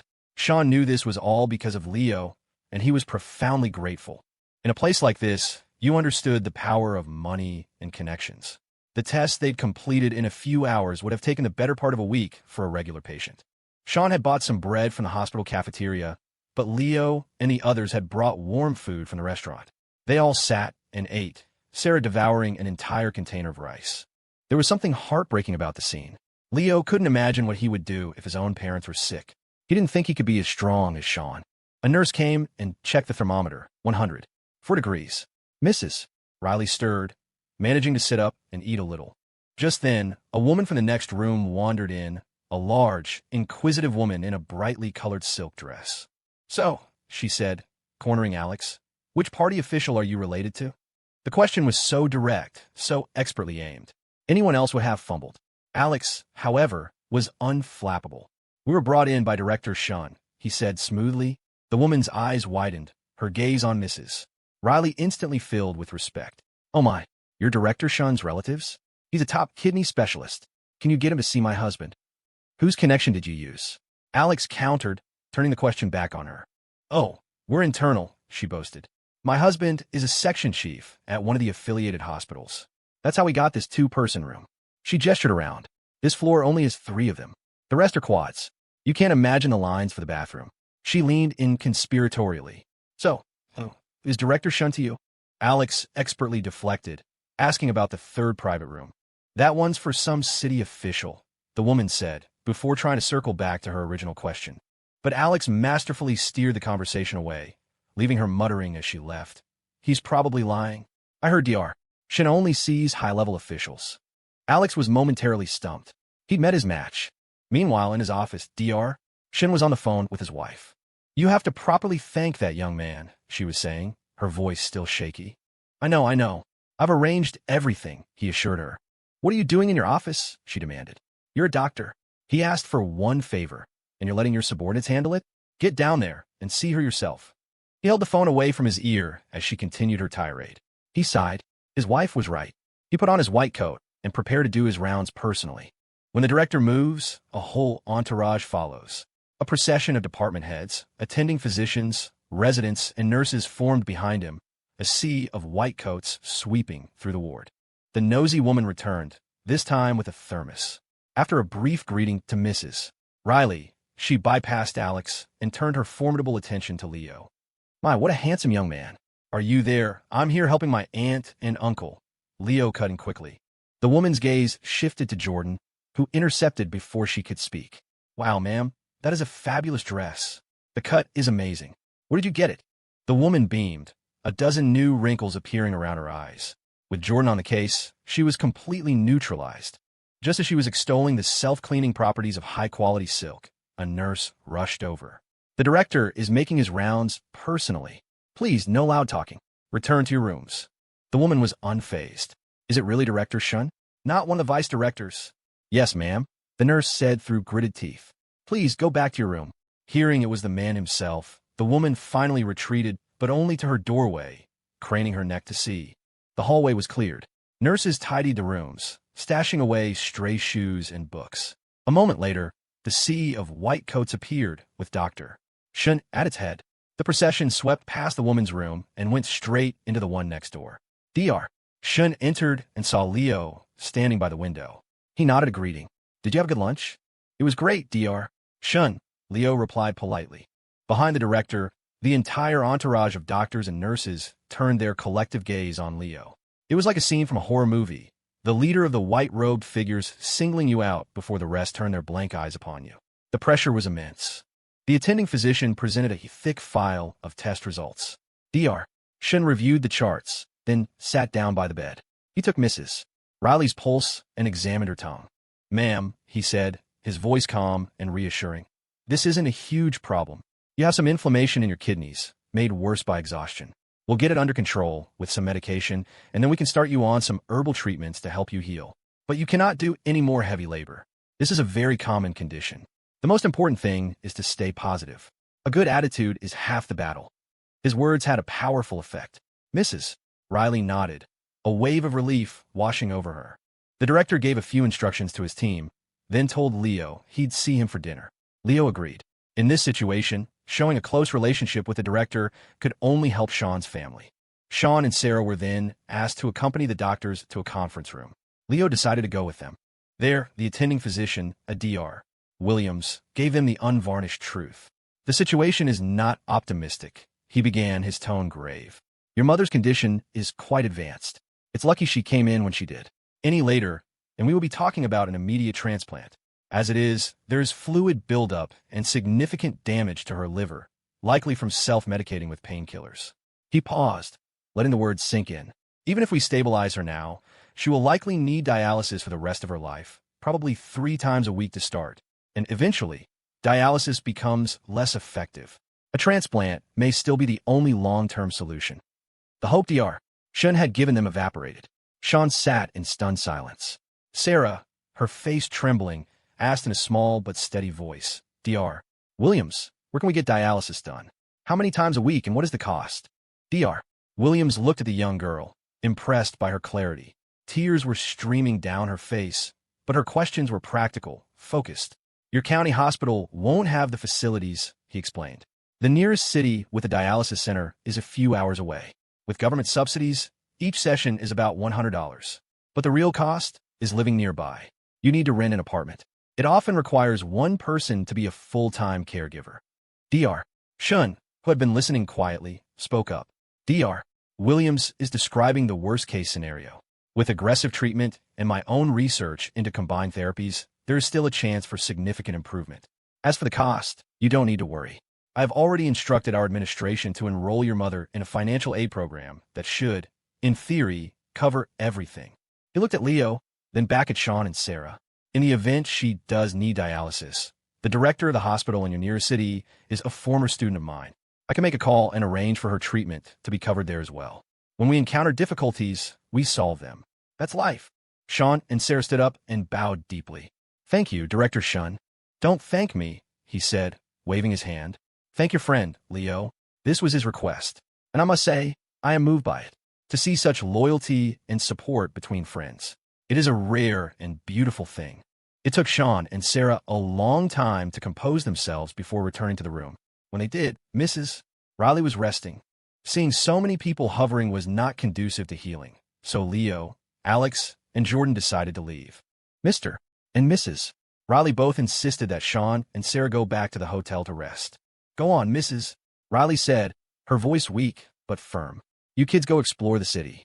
You haven't been here since you were a baby, Sarah. Reluctantly, they left. The moment they were gone, the nosy woman from next door popped back in, eager for gossip.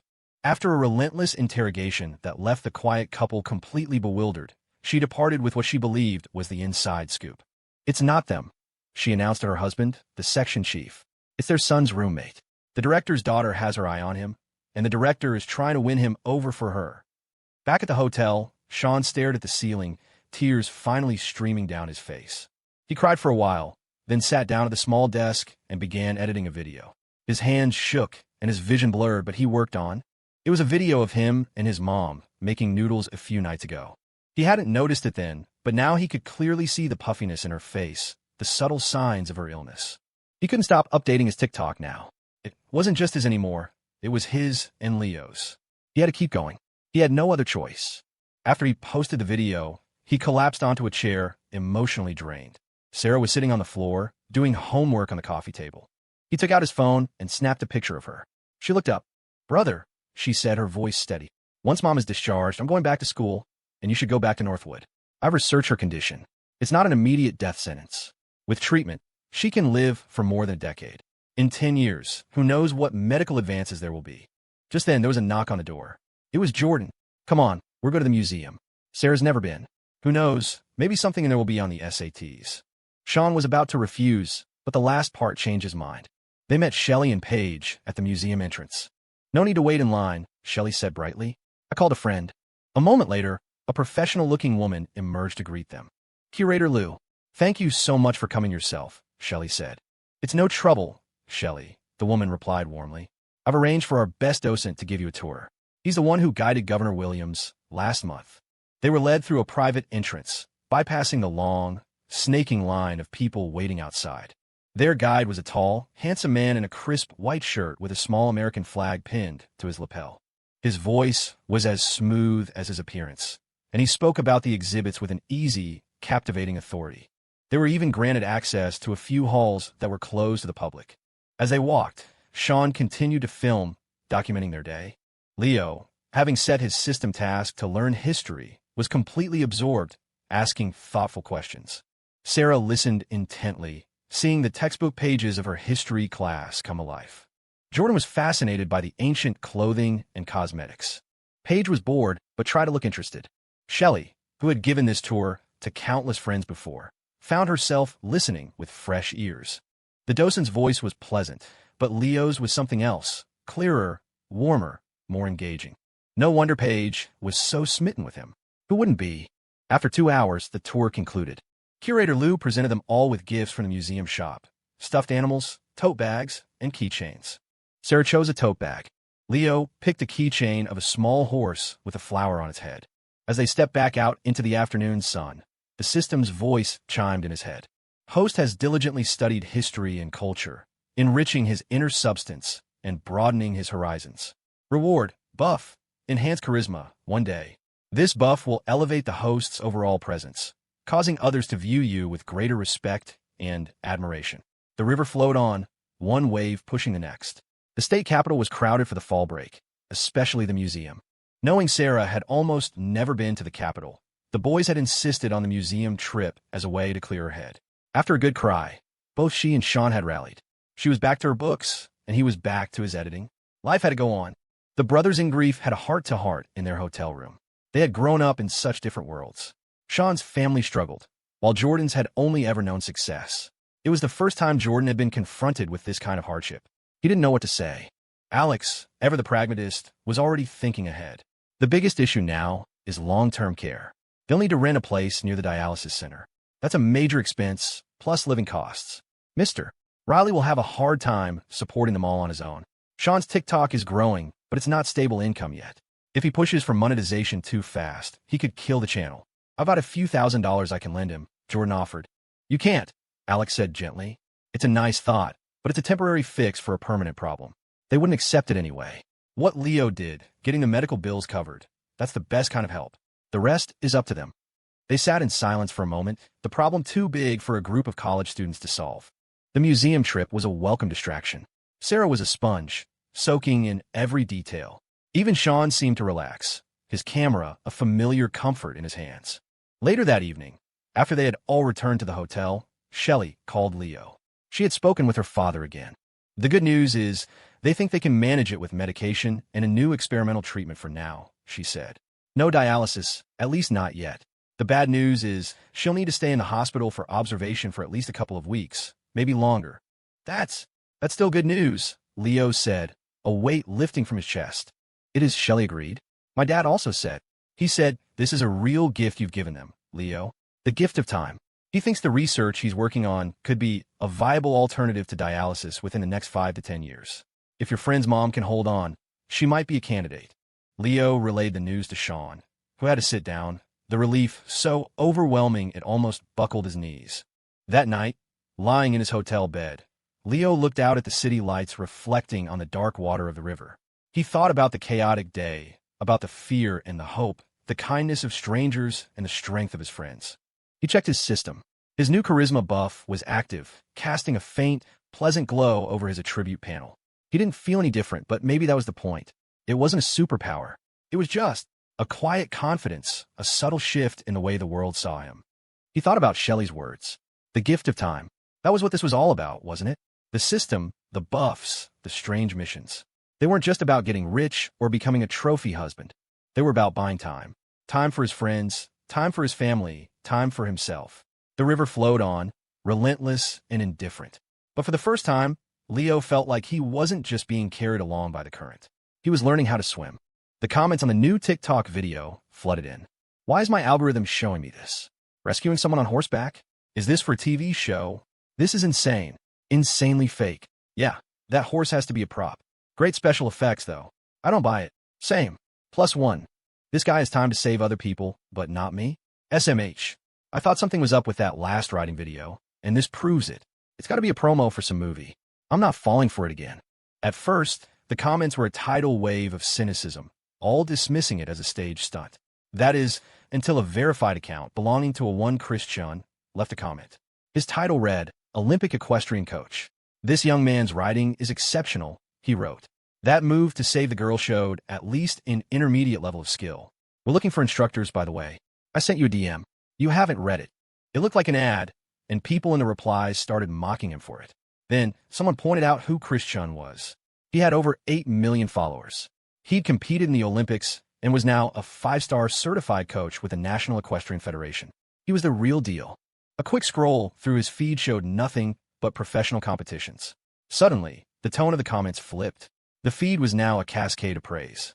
People were saying the girl who was saved must have saved the solar system in a past life.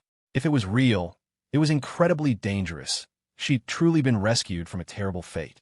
Given how wild that horse was, getting thrown would have meant a one-way ticket to a high-level spinal injury. The video's popularity exploded again. Then came the second video. There was no follow-up on the rescue. It was just another slice of life clip.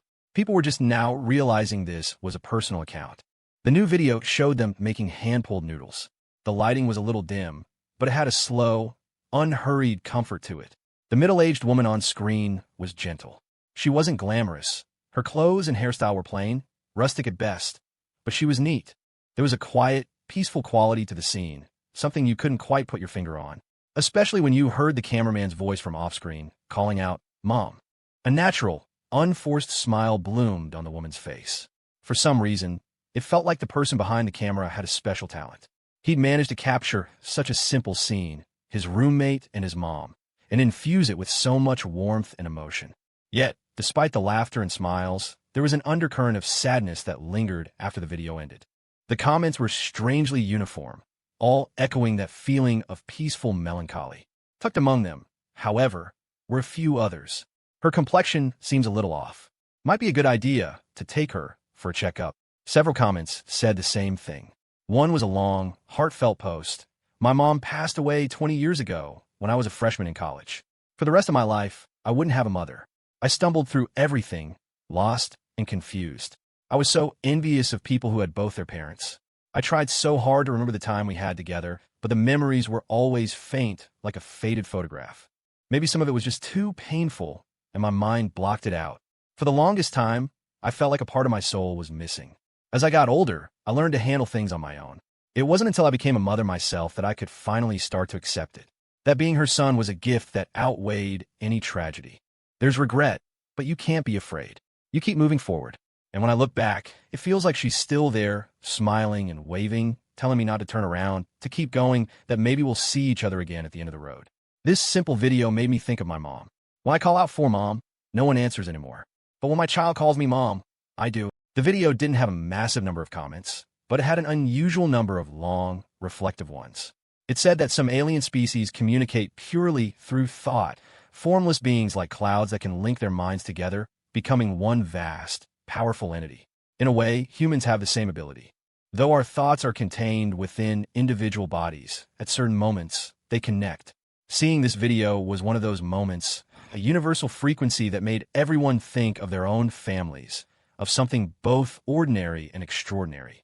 After that video, the photography skill Shawn had was no longer just a secondary ability gifted by Leo.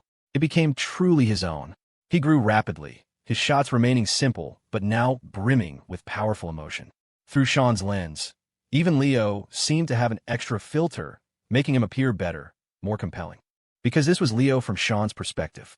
After the tour of the State Museum, Shelley had arranged for them to have tea at a place by the river. It was a rustic cafe, the Riverbend Lodge, where you could watch the muddy, churning water of the Bridgeport River rush past. They served local artisanal pastries and a strong regional blend of black tea, all while a lone musician played raw, mournful blues on a guitar. It was the perfect way to rest after walking for so long. They found a prime table right by the water. The view was incredible. It felt like the spray could splash in your teacup at any moment. Leo had spent part of the car ride that morning catching up on messages, telling Stella about his trip, and that he'd probably be back on campus soon. With the time difference, their replies weren't always instantaneous. After the museum tour, everyone's brain was buzzing with history.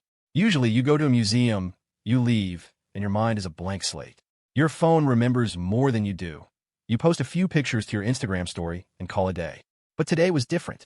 Their guide had been excellent, weaving stories and anecdotes together in a way that made some of it stick. Still, sitting by the roaring river, those facts were already starting to fade. Except for Sarah, perhaps. She hadn't brought a book with her that afternoon and was completely immersed in just having fun. Her intelligence seemed to completely captivate Paige, who had taken a liking to her. Paige looked after Sarah all day, the two of them chattering away like old friends. They sat there, sipping tea and listening to the blues as the sun began to set. That evening, Dr. Shawn had arranged for dinner. It was at a restaurant on the top floor of the city's tallest building, with a panoramic view of the entire skyline. Sarah didn't join them. She was at the hospital, and Shawn stayed with her. After all, he'd asked for a favor, and he wanted to be there to express his gratitude in person. Shelley's parents, however, were both there. Without his white coat, Dr. Shawn looked like a short, unassuming man. The coat definitely gave him more of an authoritative air. Paige's aunt, Eleanor, also had a round face, much like Paige's, and looked younger than her age. Paige found the whole situation surreal. First, running into Leo out here was crazy enough. Then finding out he was connected to her cousin, and now, here she was having dinner with her entire extended family in Leo's entire dorm room. It felt like something out of a dream. She hadn't even thought about introducing Leo to her own parents yet, and here he was, meeting her aunt and uncle first. Before they sat down, Leo pulled Paige aside. He had a favor to ask. Is he going to confess his feelings? Paige thought, her heart skipping a beat. But you have a girlfriend. If you confess, I'll have to reject you. Leo saw the wild thoughts swirling in her eyes and gently tapped her on the forehead. What are you daydreaming about? I need your help. After dinner, could you pick out a couple of outfits for Shawn's sister? Just normal stuff a girl her age would wear to school. Nothing too flashy. You know what to get, right? Is that all? Don't worry. Shopping is my superpower. Leo glanced at Paige's tight t-shirt and skinny jeans, then added, you'll probably need to get a size or two smaller than what you wear. Paige's little fist playfully thumped against his chest. Go away. The private dining room was breathtaking. A massive mural depicting a sprawling mountain landscape covered one wall.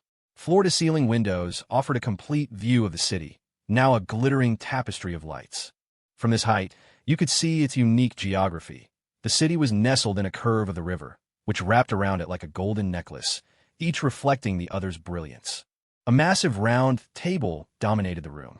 In the center sat 2 bottles of what looked like very old bourbon. The restaurant's food was exceptional, with a focus on regional specialties.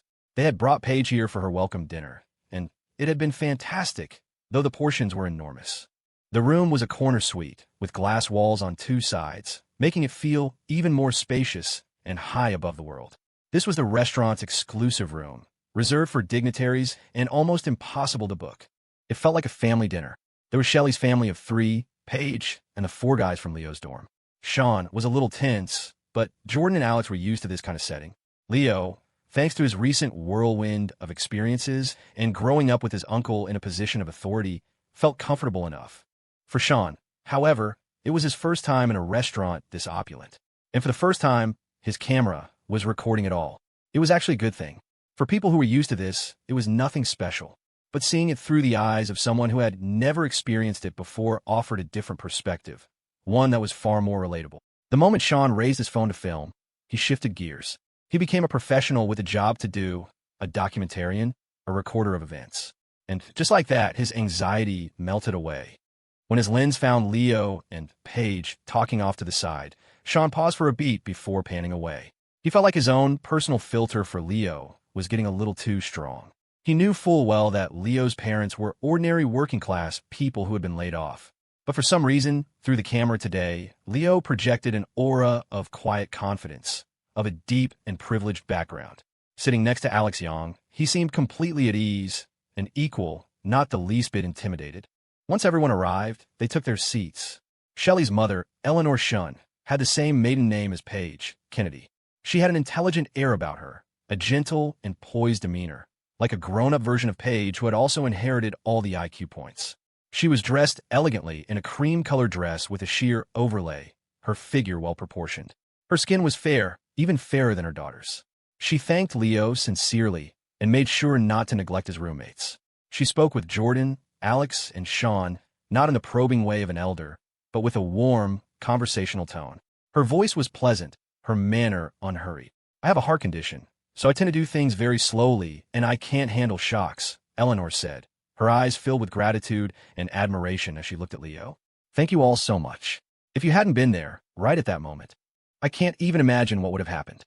She looked at Leo and saw a good kid with honest eyes. His roommates, too, all seemed like fine young men. She then turned to Shawn. And you, please tell your mother to rest easy at the hospital. There's no rush. Dr. Shawn asked if anyone wanted a drink. You're all grown men now, he said. We're all family here tonight. You can have a taste. This is from my private collection, a 30-year Pappy Van Winkle. A single bottle was worth more than the entire meal. He had the waiter open it and pour a small glass for everyone. In traditional medicine, a little bit of good liquor can actually be beneficial. Helps with circulation. Just don't overdo it, Dr. Shawn explained. He, too, was impressed with Leo's calm and dignified manner. Eleanor's fondness for him was already off the charts. If he weren't 7 years younger than her daughter, she'd be trying to set them up right now. She'd offer a dowry of 5 houses, no prenup, and they wouldn't even have to worry about childcare. She and her husband would handle it. Dr. shouldn't have been dying to retire and play with grandkids for years. The more Eleanor looked at Leo, the more she liked him. She saw the way both her daughter Shelley and her niece Paige looked at him with admiration. Dr.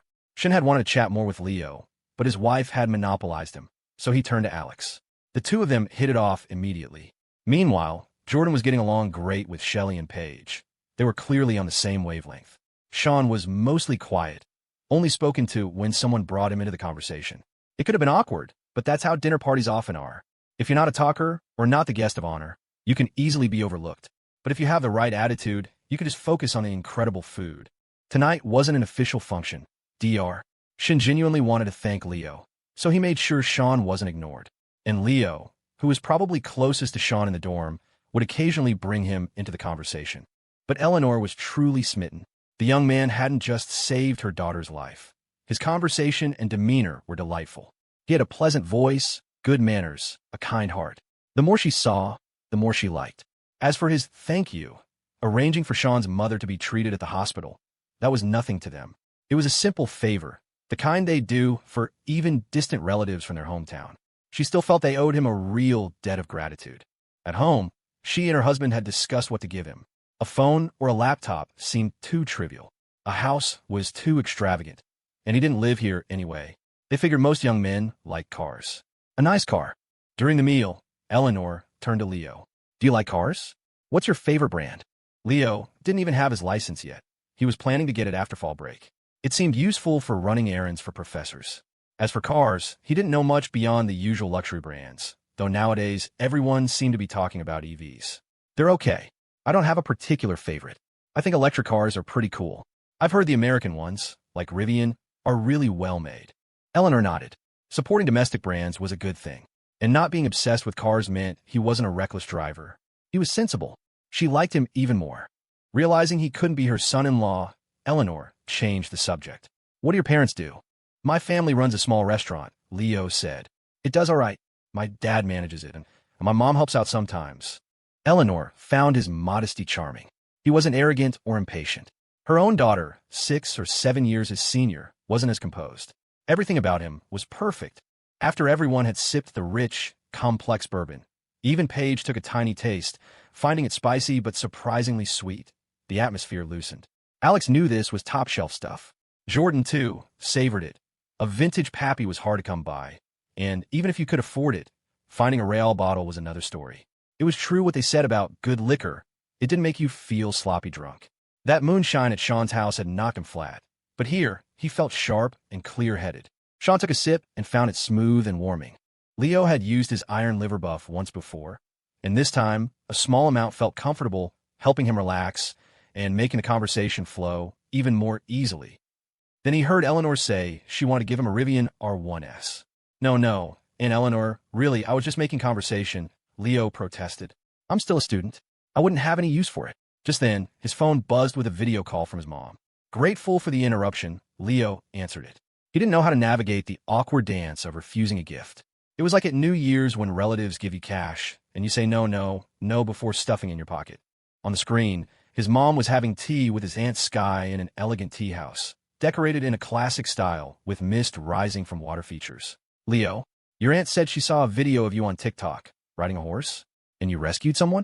You be careful out there. What are you up to now? Leo panned the camera around the room. I'm in the state capital, near Shawn's hometown. The young woman I helped insisted on treating us to dinner, so we're eating now. All right then, you all have a good time. Stay safe. His mom saw he was busy and was about to hang up, but suddenly Eleanor leaned into the frame, greeting the woman on the screen. Then she took the phone from Leo's hand and started chatting. A moment later, she was walking over to where Dr. Shin was sitting, phone in hand. Leo had no idea his mom was such a conversationalist. When she finally handed the phone back, Eleanor turned to him, her face beaming. Leo, it's truly fate. I just found out that your mother and I were born in the same year. Isn't that a coincidence? So here's what I think. You should be our godson. My husband and I only have the one daughter, and we've always wished we could have had more children. Leo was speechless. What did being born in the same year have to do with anything? And just like that, in a whirlwind of events, he had somehow acquired a godfather and a godmother. Shelley was now officially his older sister. At least Paige was still a generation younger. The rest of the meal was a joyous affair. Afterwards, a key fob for a brand new Rivian R1S was pressed into Leo's hand. Dr. Shawn heard it was a good car and ordered it for our daughter, Eleanor explained. It just arrived a couple of days ago. Apparently, it has a self-parking feature, which is good because he's always stressing about her parking skills. She smiled warmly. This isn't a thank you gift. It's a welcome to the family gift. Take it. No refusals allowed. The dinner ended, and Paige Kennedy felt like her world had just collapsed. What the hell? The boy she liked was suddenly a relative. Was this some kind of cosmic joke? If you can't be a couple, you'll be family? She didn't even know where to begin to complain. Her Aunt Eleanor, however, was thrilled. The young man had such a wonderful temperament and good manners. She'd had a lovely chat with his mother on the phone. They clicked instantly. Leo's aunt was there too, and the easy, warm relationship between his mother and aunt spoke volumes about their family harmony. They'd already made plans to have tea together sometime. Dr. Shawn rarely saw his wife take such a liking to a young man. She was usually so critical of the potential suitors for their daughter. At this rate, Shelley was going to end up alone. He hadn't expected the godson idea, but as he thought about it, he approved. Having worked in a hospital for so long, he'd seen too much of life and death. He worried about his daughter being lonely in the future, especially after she returned from studying abroad. He feared she'd adopt some dink lifestyle or decide to be single forever. Not that he would object, but he worried about who would look after her when she was old. His wife's sudden inspiration was a stroke of genius. He might be a hospital director with some money now, but the future was uncertain. His daughter could be naive, and he worried she might struggle later in life. This young man, Leo, was undeniably kind-hearted and had a strong moral compass. That alone was a rare quality. On top of that, he was handsome, well-spoken, and his family, though modest about their restaurant, seemed respectable. His future was bright. A car was a small price to pay. At the hospital, he saw patients willing to give up their entire fortunes just for a chance to live. This car wasn't just a gift. It was a bond, an extension of their relationship. The connections he had might not necessarily pass down to his daughter. This was different. Shelley felt a strange mix of emotions. Had her parents sensed her crush on Leo and preempted it? But becoming his sister, that wasn't so bad. She was fond of him, but it wasn't love, not yet. It was a mix of gratitude, admiration, and affection. Now that he was her little brother, she actually felt a sense of relief. It normalized her feelings and would make their interactions much easier. After dinner, Eleanor insisted that Leo come over to their home to recognize the door. Meanwhile, Paige remembered her promise to buy clothes for Sarah. So they split up. Paige, Shelley, and Jordan went shopping, while Leo, Alex, and Shawn went with the Shawns. Alex had gotten along well with Dr. Shawn and continued their conversation on the way. Leo brought Shawn along, figuring it would be good for him to build a relationship in case his mom needed more help in the future. The Shawns' home was a massive riverfront apartment with a large terrace, several balconies, and a maid's quarters. The decor was luxurious but tasteful, a sophisticated Euro-American style that likely had Shelley's touch. A housekeeper greeted them at the door with water and fruit. "You're from around here," Eleanor said to Shawn. "From now on, when you and Leo come back for breaks, you treat this place like your own home." Though the boy was quiet, he seemed reliable. Her affection for Leo extended to his friends. Shawn was stunned. Back home, everyone said they couldn't get used to city living, that the houses were too small. He now realized it wasn't that city houses were small, it was that the people they knew had small houses. The Shawns' apartment was enormous, including the maid's room and a converted tea room. It was a 6-bedroom, 3-living-room, 4-bathroom apartment. It had 2 kitchens, one for Western cooking and one for other styles. It was anything but cramped. The apartment had a dedicated tea room. Leo, mentioning he knew how, proceeded to brew a pot of tea for them. His technique was masterful, finally bringing out the true, complex flavors of Dr. Shawn's prize collection. Both Dr. Shawn and Eleanor were delighted. Eleanor normally avoided tea this late, but the aroma was irresistible. It was a 20-year-old aged raw pu'er, so a little bit wouldn't hurt her sleep. It was the first time Alex had tasted tea made by Leo. He took one sip and thought, holy shit, Leo really had some hidden depths. He'd been flitting around like a social butterfly lately, and Alex hadn't realized he had a skill like this. No wonder he was suddenly on such good terms with the university's leadership. President Grant had mentioned him several times. Alex had assumed it was just because he was good at spades, but this was a whole other level. He thought those TikToks were just for show. This was a true gift. Sipping the flavorful tea, he envied the old professors. He wanted a handsome, tea-making assistant, too. He'd have to work harder. He couldn't afford to just give away a car. Sigh. An hour passed in pleasant conversation. It was getting late, so Leo said goodbye to his new, slightly awkward-to-address godparents. They went with Shawn back to the hospital. They planned to leave the next day. If they stayed, Shawn would just keep worrying about them.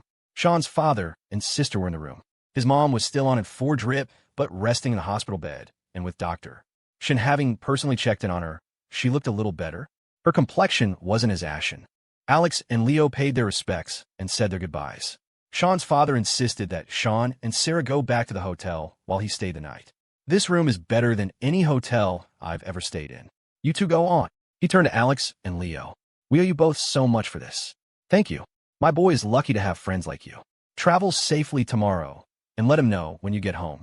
When his mom is better, you all have to come visit us again. Shawn's mom propped herself up to say goodbye as well. Leo hated scenes like this. It felt wrong not to come, but coming always made him feel a pang of sadness. On the way out, Sarah said quietly, "The doctor came by again tonight. He said things are looking good, that she's okay."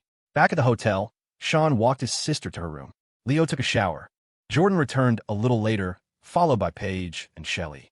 Paige saw Leo open the door, his hair dripping wet as he toweled it dry, wearing a plain white t-shirt and shorts. Her heart did a little flip-flop. "Hi, Shelley," Leo said. Shelley smiled. Seeing him like this, he looked even younger. Definitely a little brother. "You're leaving tomorrow, so I just wanted to stop by.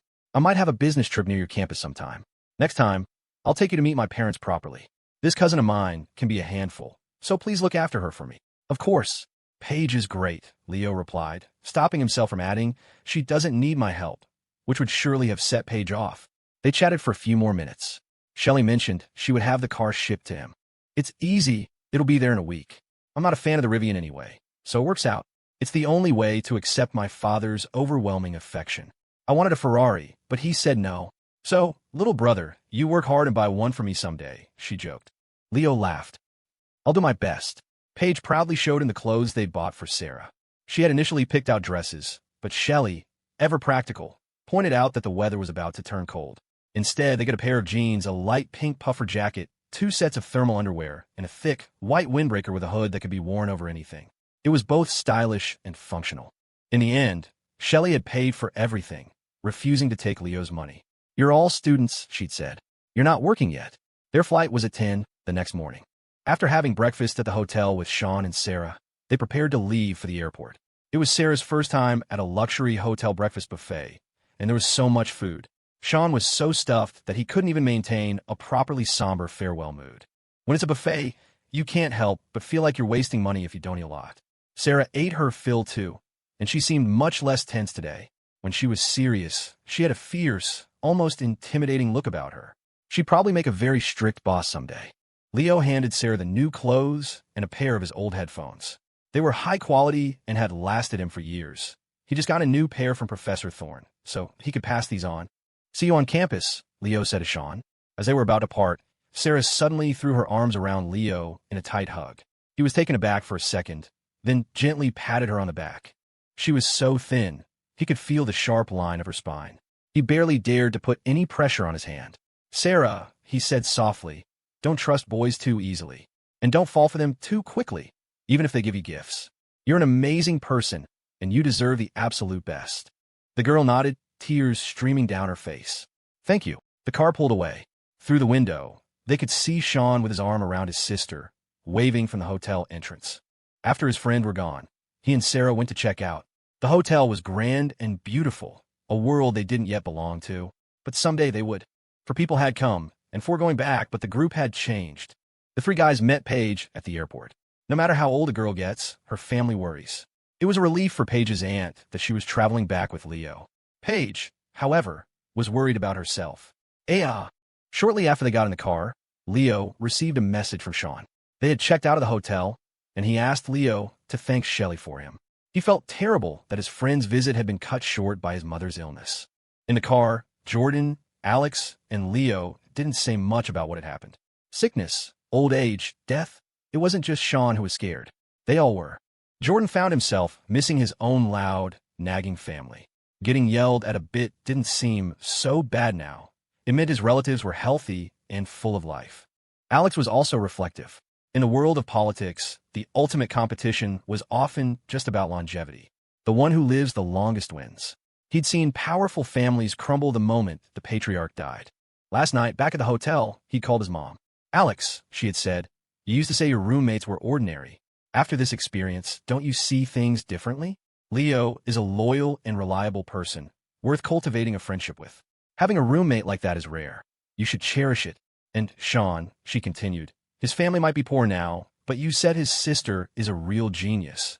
Ivy League material. Think about it. Can a family in their circumstances normally produce a child like that? It's highly unlikely. It means she's exceptionally intelligent. A person like that is going to elevate her family's future. Leo isn't just kind, he's perceptive. He helped them at their lowest point, sending charcoal in a snowstorm. His return on that investment will be immense. Shawn himself is devoted to making those TikToks for him. I used to think that kind of partnership was unstable, but now I see Shawn will be unshakably loyal. Even if he had second thoughts, his parents and sister would never allow it. Morally, it would be unthinkable. The way Leo handled this entire situation was brilliant. Listening to his mother's candid analysis, Alex realized she was right. When Leo had first suggested getting Shawn's mom to a doctor, Alex hadn't thought much of it. It was just Leo being his usual big-hearted self. But the way things had escalated, ending with the Shunns adopting him as a godson and gifting him a car, Leo had won big time. That's when Alex knew something more was at play, especially after talking with Dr. Shunn. He realized the man was a genuinely skilled and principled doctor, not some bureaucrat. His directorship was a title given to him to keep him at the hospital. He didn't need the money. Dr. Shunn had mentioned buying several houses and cars for his daughter, and their lifestyle was clearly expensive. Alex had briefly wondered if he was corrupt, a thought that made him feel a bit disdainful. But then Dr.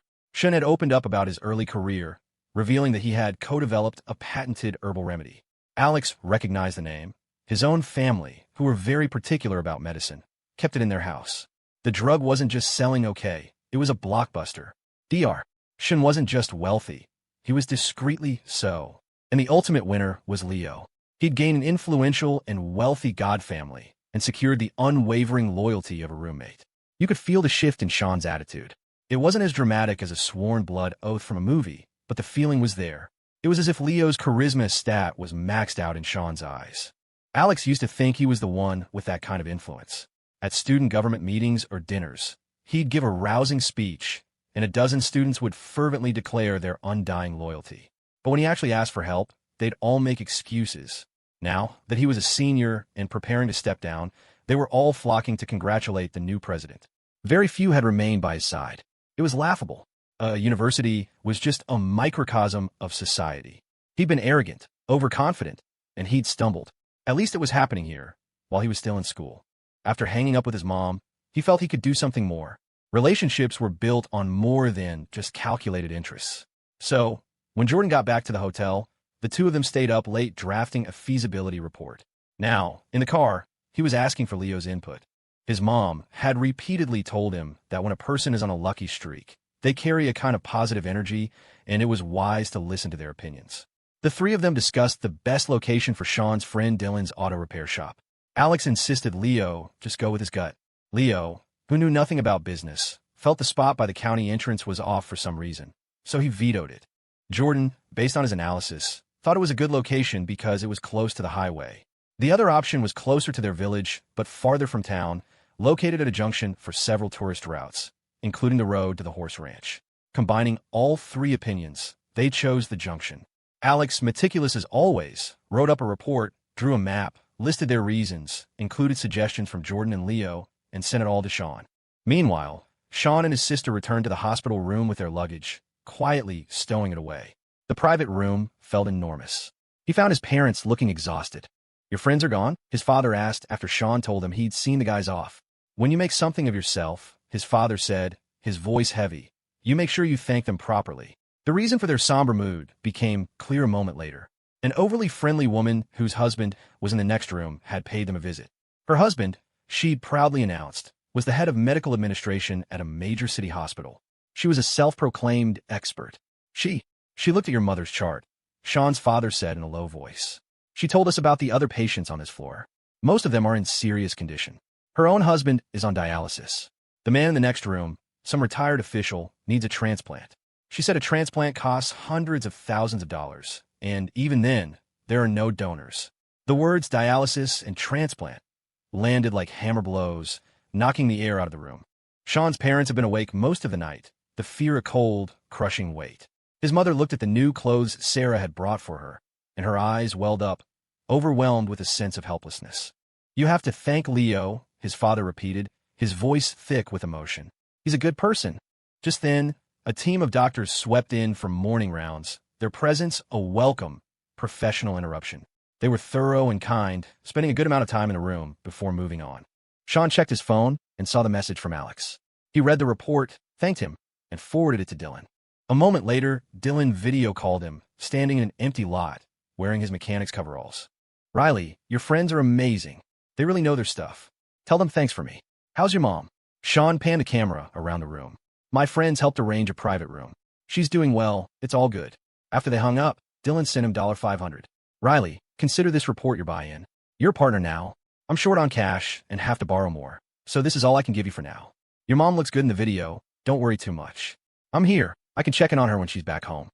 Then, a few more notifications came in. They were from his roommates. Leo sent him $2,000. Alex sent him $2,000. Jordan sent him $2,000. They must have coordinated it. Or maybe they hadn't. All the messages just said, "See you at school." Shelley wore a light trench coat, perfect for the slight chill in the morning air. She had an artistic flair, tall and striking in the coat, loose-fitting khaki pants, and a white button-down. Her long hair was slightly messy, framing a face with a delicate nose and large eyes. She was the kind of person who was beautiful even before you saw her face, and breathtaking when you did. People in the airport turned to look at her as she helped Paige with her luggage. Paige's beauty was the sweet, youthful kind, completely different from her cousin's confident, world-wise elegance. At 28, Shelley was in her prime. Car, apartment, a hospital director for a father, a gentle mother, and a prestigious education abroad. She seemed to have it all. Seeing her at the airport, Leo felt like he was looking at the embodiment of early autumn, mature, vibrant, and beautiful. It made him think of a classic film, with the actress striding through a train station, but where the character was full of sorrow, Shelley was full of life and effortless style. It was a moment worth capturing. As Shelley and Paige waited inside with their luggage, Leo took out his phone and snapped a few candid shots. A genuine airport street-style photo. No wonder celebrities love them. The vast, modern space, the luggage, the sense of being in transit. It created a natural story.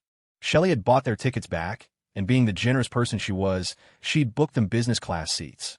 They had accepted, though Alex and Jordan insisted that if she ever came to their cities, they would host her properly. It was the kind of polite exchange born from a single shared meal. But for Shawn, the $2,000 from each of his roommates felt heavy. Poverty clips your wings. You become hesitant to accept too much generosity because you know you can't repay it. The same amount of money holds a different weight for different people. At the priority security line, they said goodbye to their newly adopted, beautiful older sister. Shelley hugged Leo. "Goodbye, little brother. I'll come visit you." Leo felt a dozen pairs of eyes on him. Paige pouted. "She never hugged me." Then Shelley turned and wrapped her arms around Paige. Paige's mind short-circuited. Does this count as an indirect hug? "You silly girl," Shelley said, ruffling Paige's wavy hair. "You should be focusing on your studies." "What are you talking about?" "I do study. I just can't learn it." Paige grumbled, her hair now a mess. After security, they went to the VIP lounge. The guys were still full from the hotel breakfast, but Paige, incredibly, ordered a bowl of beef noodles. After she finished the noodles and a drink, it was time to board. The flight attendant led them down the jet bridge, and they found their seats. Paige and Jordan were in one row, Leo and Alex in another. Leo saw Paige staring at him. He deliberately said, "I'm not switching with you. I want the window seat to look at the view." Paige's cheeks puffed out. "You idiot," she screamed internally. "I don't want to switch with you. I want to switch with your roommate. But he looks so old and scary." "Ugh." Alex and Jordan chuckled. Finally, Alex spoke up. "Jordan and I have something to discuss. Paige, would you mind trading seats?" Paige, trying to look casual, but failing to hide her delight, nodded. This roommate wasn't so bad after all, even if he did look old. Alex had to make the offer. He was worried her furious foot-tapping would punch a hole through the floor. He wondered about Paige's family background. She was in college but acted like his 8-year-old cousin. Previously, Alex would have thought someone like Paige was a good match for Leo. Both seemed so innocent.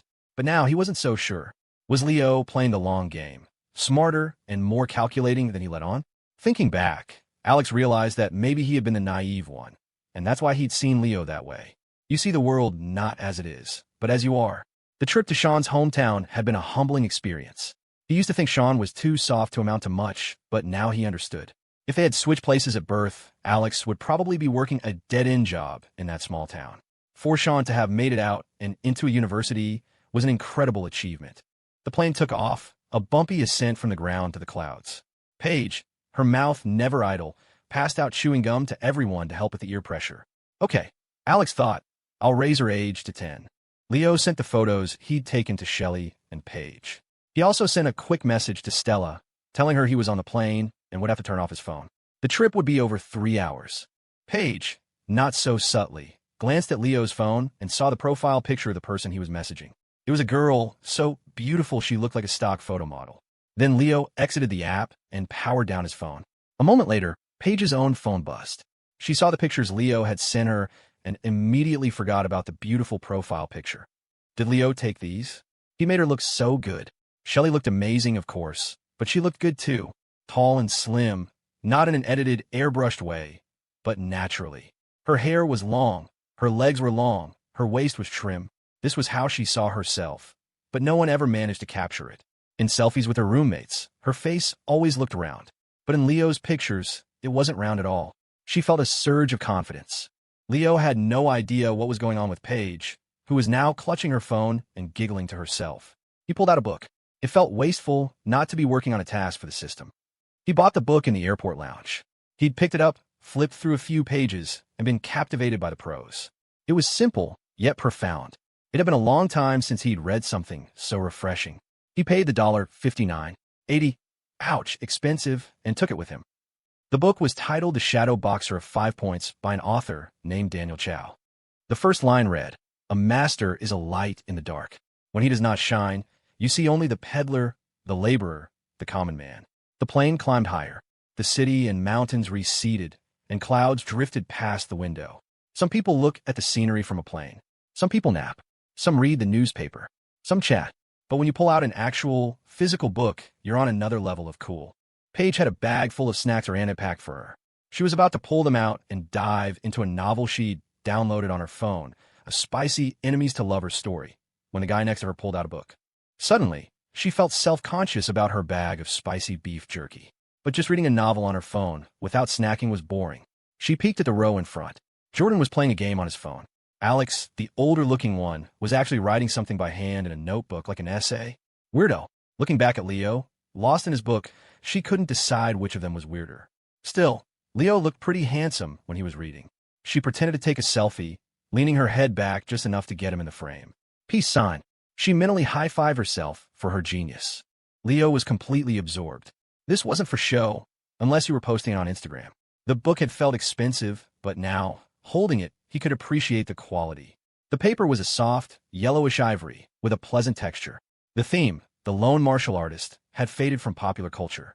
He'd grown up on classic kung fu movies, but now he read web novels. Why bother with fists and swords when you could have immortal cultivation and god-tier powers? Technology had replaced the old martial world. But reading about it now, it had a different flavor. The book opened by describing a neighborhood called 5 Points, then a powerful family who ran it. He kept waiting for the main character to appear, but slowly realized there wasn't one. It was an ensemble cast, each character vividly drawn. Reading it was like eating a rich, complex pastry. You had to savor it slowly. Outside, the clouds were a thick white carpet. Inside, Leo turned the pages, one by one, time flowing through his fingers as the world of the book unfolded in his mind. Beside him, Paige finally gave in. She opened her beef jerky and passed half the bag forward to Jordan and Alex. Putting in her earbuds, she started her novel. Paige was a softie. When the long-lost heir was finally welcomed back to his rich family, only to be mocked for his poor table manners, she started tearing up. It's just so sad. She sniffled, chewing on a piece of jerky. Leo read on. Immersed in a world of love and hate, heroes and villains, swift justice, and sudden violence. It was a strange feeling. The words on the page made his blood run faster, then pause, then race again. That was the power of writing. The flight attendant came by with a meal service. It was Leo's first time in first class. She addressed him by name, Mr. Foster, and it felt strangely respectful. She presented a menu, though it was basically just a choice between chicken and beef. But the way she did it, dressed in a crisp uniform, kneeling slightly to be at his eye level, it was a different experience. Leo, a novice, pretended he did this all the time, following Paige's lead. She was clearly an old pro. He made a mental note not to tease her anymore. She had worldly knowledge he lacked. Before the meal, the attendant laid out a white linen cloth and brought their trays. It was still pre-made airplane food, but served on actual china. It seemed 100 times more elegant. It even tasted better. Leo chose the beef, Paige the chicken. Along with rice and a main course, there was a bread roll, a fruit cup, a small appetizer, and a salad. He ordered a Coke. He'd heard they served alcohol, but maybe that was only on international flights. Eating a meal above the clouds felt sophisticated. In the world of his book, this would be the life of a god. Both he and Paige finished everything. The couple in the row across from them picked at their fruit, then asked for a bottle of water, exuding an air of being completely bored with it all. Leo finished his meal, ordered a cup of tea, and went back to his book. Paige went back to hers. She felt a quiet happiness sitting next to him, each lost in their own world, but together. It felt compatible. A few minutes later, she read a scene where the long-lost heir was falsely accused of pushing the fake heir into the swimming pool, and his parents screamed at him. Tears started streaming down her face again. Leo glanced over at her, then at her phone screen. He accidentally saw the title, The CEO's Lost Heir and His Forbidden Billionaire Uncle. He blinked, and blinked again. A strange shiver ran down his spine. He subtly shifted in his seat and returned to his book. Before he knew it, the flight attendant was announcing their descent. He'd actually finished the entire book. He hadn't thought he would, but the steep price had motivated him. The author had spent 1.5 years writing it. He had read it on a single flight. He felt like his own writing skills had improved just by osmosis. Just then, the mechanical voice sounded in his head. Host has attentively read one book, experiencing its world of love, hate, and passion. Host has felt the unique charm and power of literature, enriching his cultural understanding. Reward: Black Orchid's fishing skill. Basic fishing proficiency level 1, permanent. Leo had already forgotten who Black Orchid was. He flipped back through the book. Black Orchid's silhouette was no longer that of a boy. She was slender, willowy, but was round and perky, a sight that made little Yee's heart ache. The plane landed with a series of thumps, then taxied down the runway. Paige stood up to get her bag from the overhead bin. She was wearing tight, skinny jeans. As she stood on her toes, but was round and perky, she grabbed her bag, then turned with a smile. Leo, which one is yours? I'll get it for you. The plane landed. He turned on his phone. A flood of messages. For a second, he felt a little important. Then he saw he'd been added to a new group chat, the Shenanigans. It was a family chat with Eleanor, Dr. Shawn, and Shelley. And now him. They were serious. He opened it and saw Shelley had posted one of the photos he'd taken of her. Eleanor, so beautiful, Dr. Shawn, my Shelley is very beautiful. Shelley, Leo took it. I think it's beautiful too. Shelley, laughing emoji with hands on hips. Then Dr. Shawn sent a Venmo payment $4,200. Leo, acting on pure instinct, accepted it immediately. The notification popped up. Then he copied Shelley's emoji and replied. Thanks, Dr. Shawn, you're the best. Snagging money and sending a thank you emoji was a reflex, an involuntary action that took over for 10 seconds. It didn't matter if it was $1 or 100. After his personality rebooted, he quickly typed a proper message. Plane has landed. We're safe. Paige is here with me and doing fine. He then checked his messages from Stella. Still no reply. It should be daytime for her by now. He scrolled through his other notifications, most of which were from the Shenanigans. The jet bridge connected, and the first-class passengers disembarked. Alex, leading the way with his briefcase, nearly gave the ground crew a heart attack. They thought he was the pilot. They had to wait for luggage since Jordan and Paige had check bags. The airport was busy, but it was nothing compared to the train station during a holiday. Once they had their bags, it was time to split up. Jordan and Paige were heading in the same direction. It turned out they lived just a couple of streets apart. Alex was taking the Amtrak back to his city. Leo was going back to campus. Leo and Alex could share a cab part of the way, since the train station was on the route to the university. That left Jordan to take Paige home. Jordan had wanted to bring Leo home with him. Having a roommate around usually made his family dial back the nagging, but Leo was ready to be back. He'd been on the move for days and was actually missing the routine of campus life. Alex's city had an airport, but he preferred not to fly alone and had opted to travel with his roommates, even if it meant a 2-hour train ride at the end. In the cab, just the two of them, Alex invited Leo to visit his family. Leo waved his hands dismissively. "No way. Your family is full of political bigwigs. I wouldn't know how to act. If all the roommates go together sometime, I'll tag along, but I can't go by myself. Too intimidating." Alex laughed. "What are you talking about? My family car is just a regular sedan. It's not as expensive as your new Rivian." Leo shot him a look. "I'm on TikTok, you know. Don't lie to me. You guys drive those black, government-issue Suburbans with tinted windows. The kind no one dares to pull over." "That's not us," Alex said, amused. "My dad's not at that level. It's really just a regular car." Seeing Leo was serious, he didn't press the issue. At the station, they said their goodbyes. On the train, Alex sent a message to his family group chat, letting them know he was on his way.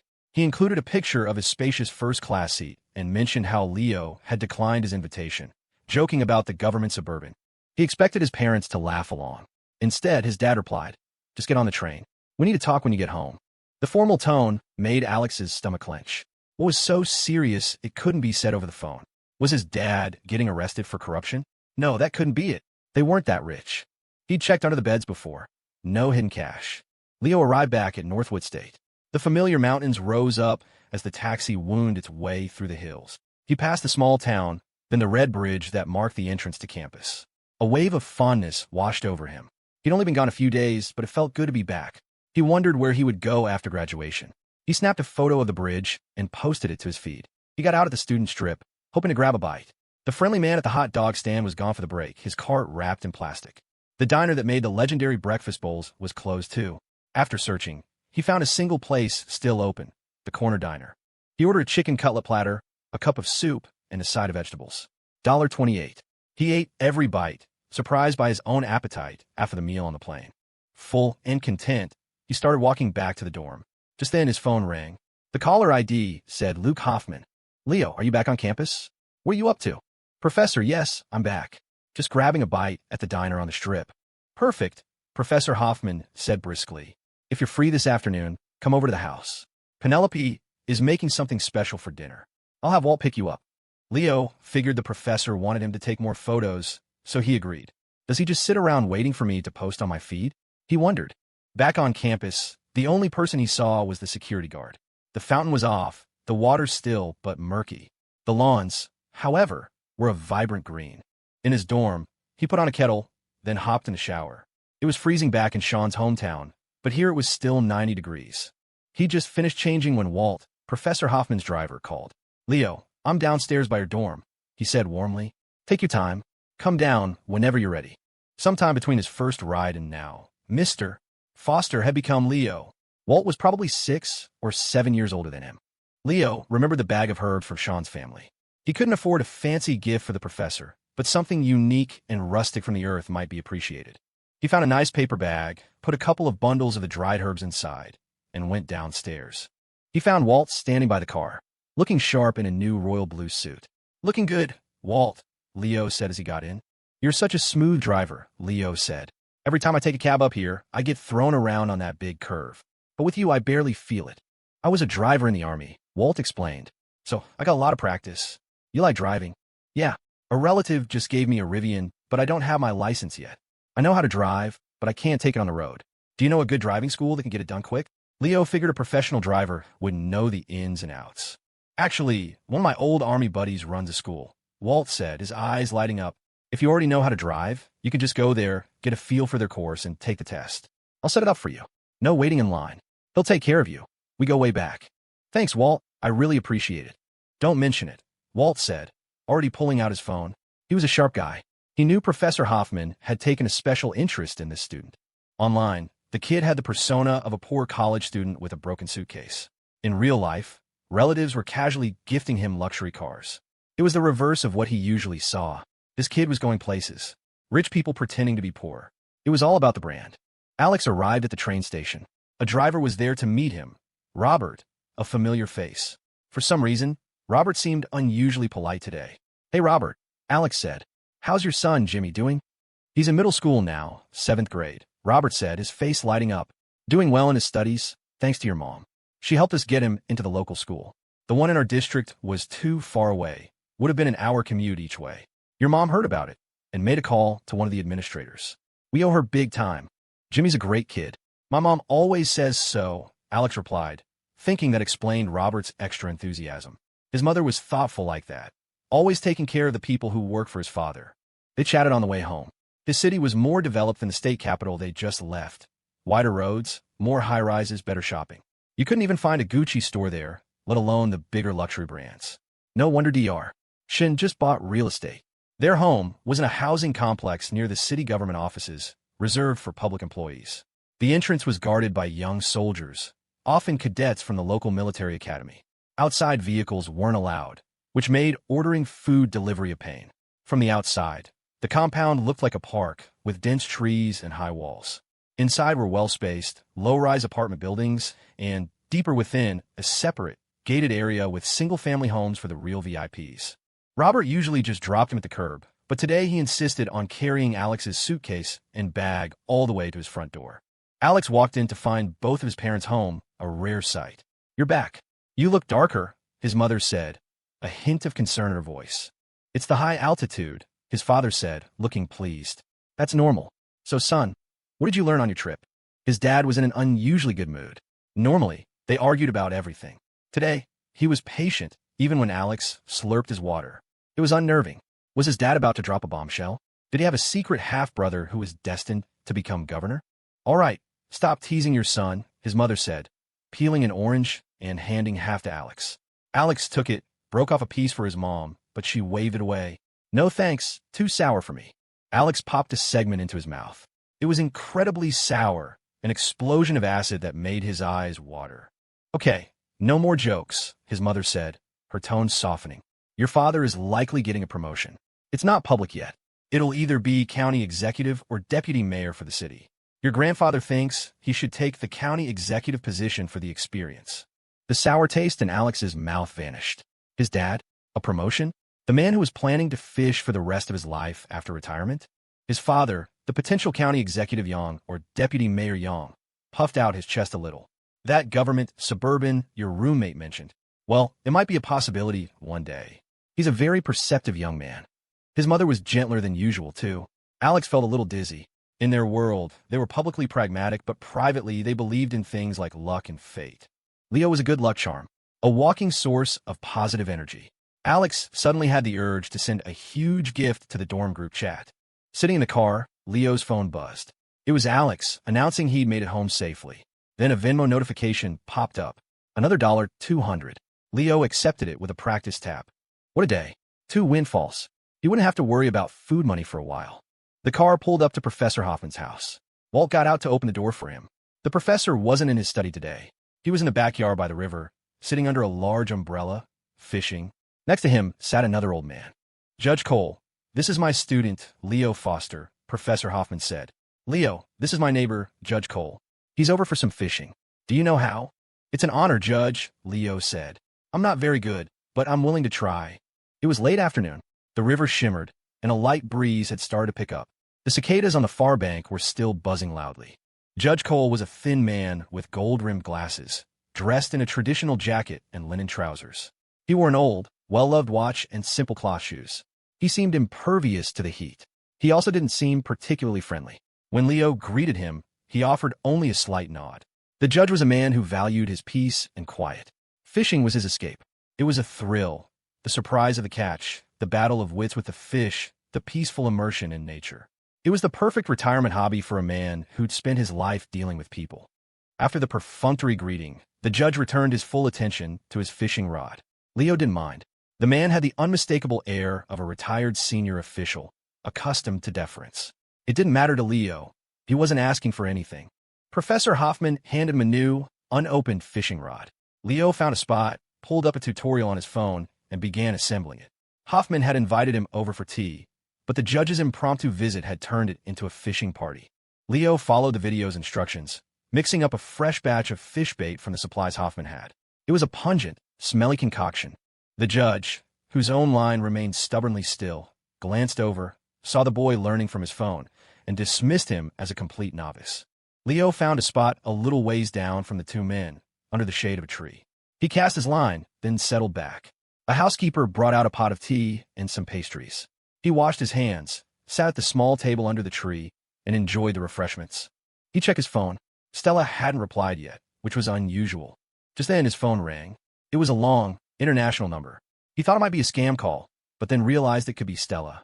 He walked over to the vegetable garden for privacy and answered. Her familiar, slightly haughty voice came through the line. I lost my phone. She had tried 2 wrong numbers before getting his right. It was a miracle she'd remembered it at all. Are you okay? Leo asked, his primary concern her safety. I'm fine. My mother and I moved to Santorini. She's a little stressed about the phone, but we're both safe. The scenery is nice, but honestly, it feels like a small town back home. She explained that getting a new SIM card might be complicated, so she might be out of touch for a bit. But we're planning on coming back soon anyway, so don't worry about me. I'm back at school, Leo said. I'm at Professor Hoffman's house for dinner, so you don't worry either. The call was short, but hearing her voice and knowing she had memorized his number made Leo's spirits soar. He felt like a fish that had just happily taken a bait. He went back to his own fishing. The judge, who hadn't moved a muscle, was inwardly critical of the young man's fidgeting. How can you fish like that? Snacking, drinking, playing on your phone, making calls. You'll scare all my fish away. Leo sat down, his new basic fishing proficiency skill activated. The river was well stocked, and he'd seen plenty of plump fish swimming near the bank. It didn't take long. He felt a tug, waited a beat for the fish to take the hook, then yanked the rod up. A silvery fish flew through the air and landed on the grass. Whoa, Leo, Professor Hoffman exclaimed. You broke the seal. That's the first catch of the day. Beginner's luck, Leo said with a grin, unhooking the small fish and placing it in a bucket. He rebaited his line and cast again. A few minutes later, another tug, this one stronger. He expertly played the line, then pulled hard. A larger fish, over a pound, arced through the air, water droplets catching the sun like a shattered rainbow. This time, Professor Hoffman got up to help him land it. If I don't catch anything, I'm borrowing this one for a photo, he joked. I'll try to catch a few more for you then, Leo replied. Judge Cole peered over, intrigued. He'd fished from that exact spot with no luck. Must be a fluke, he thought. He won't catch another one. Just as he was thinking it, Leo's rod bent again. This one feels big, Leo grunted, straining. He gave a mighty heave, and a massive 3-pounder came flying out of the water, splashing water onto the judge's face. This time, the judge couldn't stay seated. He stood up and came over to inspect the catch. It was a beauty. He reached out and ran a hand over its slick scales, a flicker of envy in his eyes. The young man has some skills, he finally admitted. Leo just smiled modestly. It's my first time, just for fun. Once a man picks up a fishing rod, he is no longer a mere mortal. The passions of the world fade away. There is only one sacred creed. The fisherman never goes home empty-handed. After his third catch, Leo didn't stop. The river, protected within the exclusive community, was teeming with fish that had never encountered a fisherman of his caliber. He was a predator in their midst. It was almost too easy. Another casual flick of the wrist, and he pulled up a nice-sized bream. Then a silver carp, its scales glittering in the sun. Judge Cole was practically vibrating with impatience. He couldn't stand it anymore. He just stared at Leo's rod. Leo, remembering to respect his elders, finally spoke. Judge, would you like to switch spots? You can sit here. The judge feigned a moment of dignified hesitation, but his body had already started moving. A true fisherman cannot refuse a hot spot. Leo moved to the judge's former spot, next to Professor Hoffman. They chatted about Leo's trip, and Leo told him about Shawn's sister, the academic prodigy. Smart people are just born with it, the professor mused. We mortals have to struggle and work hard, but it's tough to overcome a gap in raw intelligence. As he was speaking, his own rod suddenly twitched. Oh, I got one. A big one, he yelped, overcome with excitement. Reel it in, quick, Leo advised. The professor, hyped up, yanked the rod back so hard that the line flew over his head and got tangled in a pomegranate tree. A tiny, 3-inch fish dangled from the branches. But Professor Hoffman was ecstatic. I caught one, he crowed, grabbing his phone to take a picture of his trophy still hanging in the tree. His fishing for the day was complete. Judge Cole was now beside himself. First the novice, now even Hoffman had caught something, while he, the seasoned angler, had nothing. He reeled in his line to check the bait. It was untouched. He glanced at the bait Leo had mixed. It had seemed so random, so unscientific. "Leo, come take a look at the judge's setup," Hoffman said, seeing his neighbor's distress. "Maybe we're not using the right bait." Leo came over and put a scoop of his own special mix on the judge's hook. He sat next to the old man, offering quiet encouragement. Finally, the judge's rod began to twitch, a real, powerful tug, not just the trembling of his hands. "It's a monster," the judge gasped, his face flushing with excitement, his glasses askew. He waved off any offers of help. This was his battle. The fish fought hard, but the judge was a veteran. With a final, triumphant heave, he pulled the fish from the water. It was a massive grass carp, at least 7 or 8 pounds, a magnificent creature. Leo stepped back and captured the moment on his phone. The setting sun, the ecstatic old man, and the shimmering fish, a trophy that represented not just a good catch, but a reclamation of youth, of victory, of pride. Professor Hoffman watched, astonished. He'd never seen the judge so openly emotional. He half suspected someone had secretly swum underwater and attached the fish to his hook. This kid, Leo, he thought to himself, he really was something special. Every time he was around, something surprising and wonderful seemed to happen.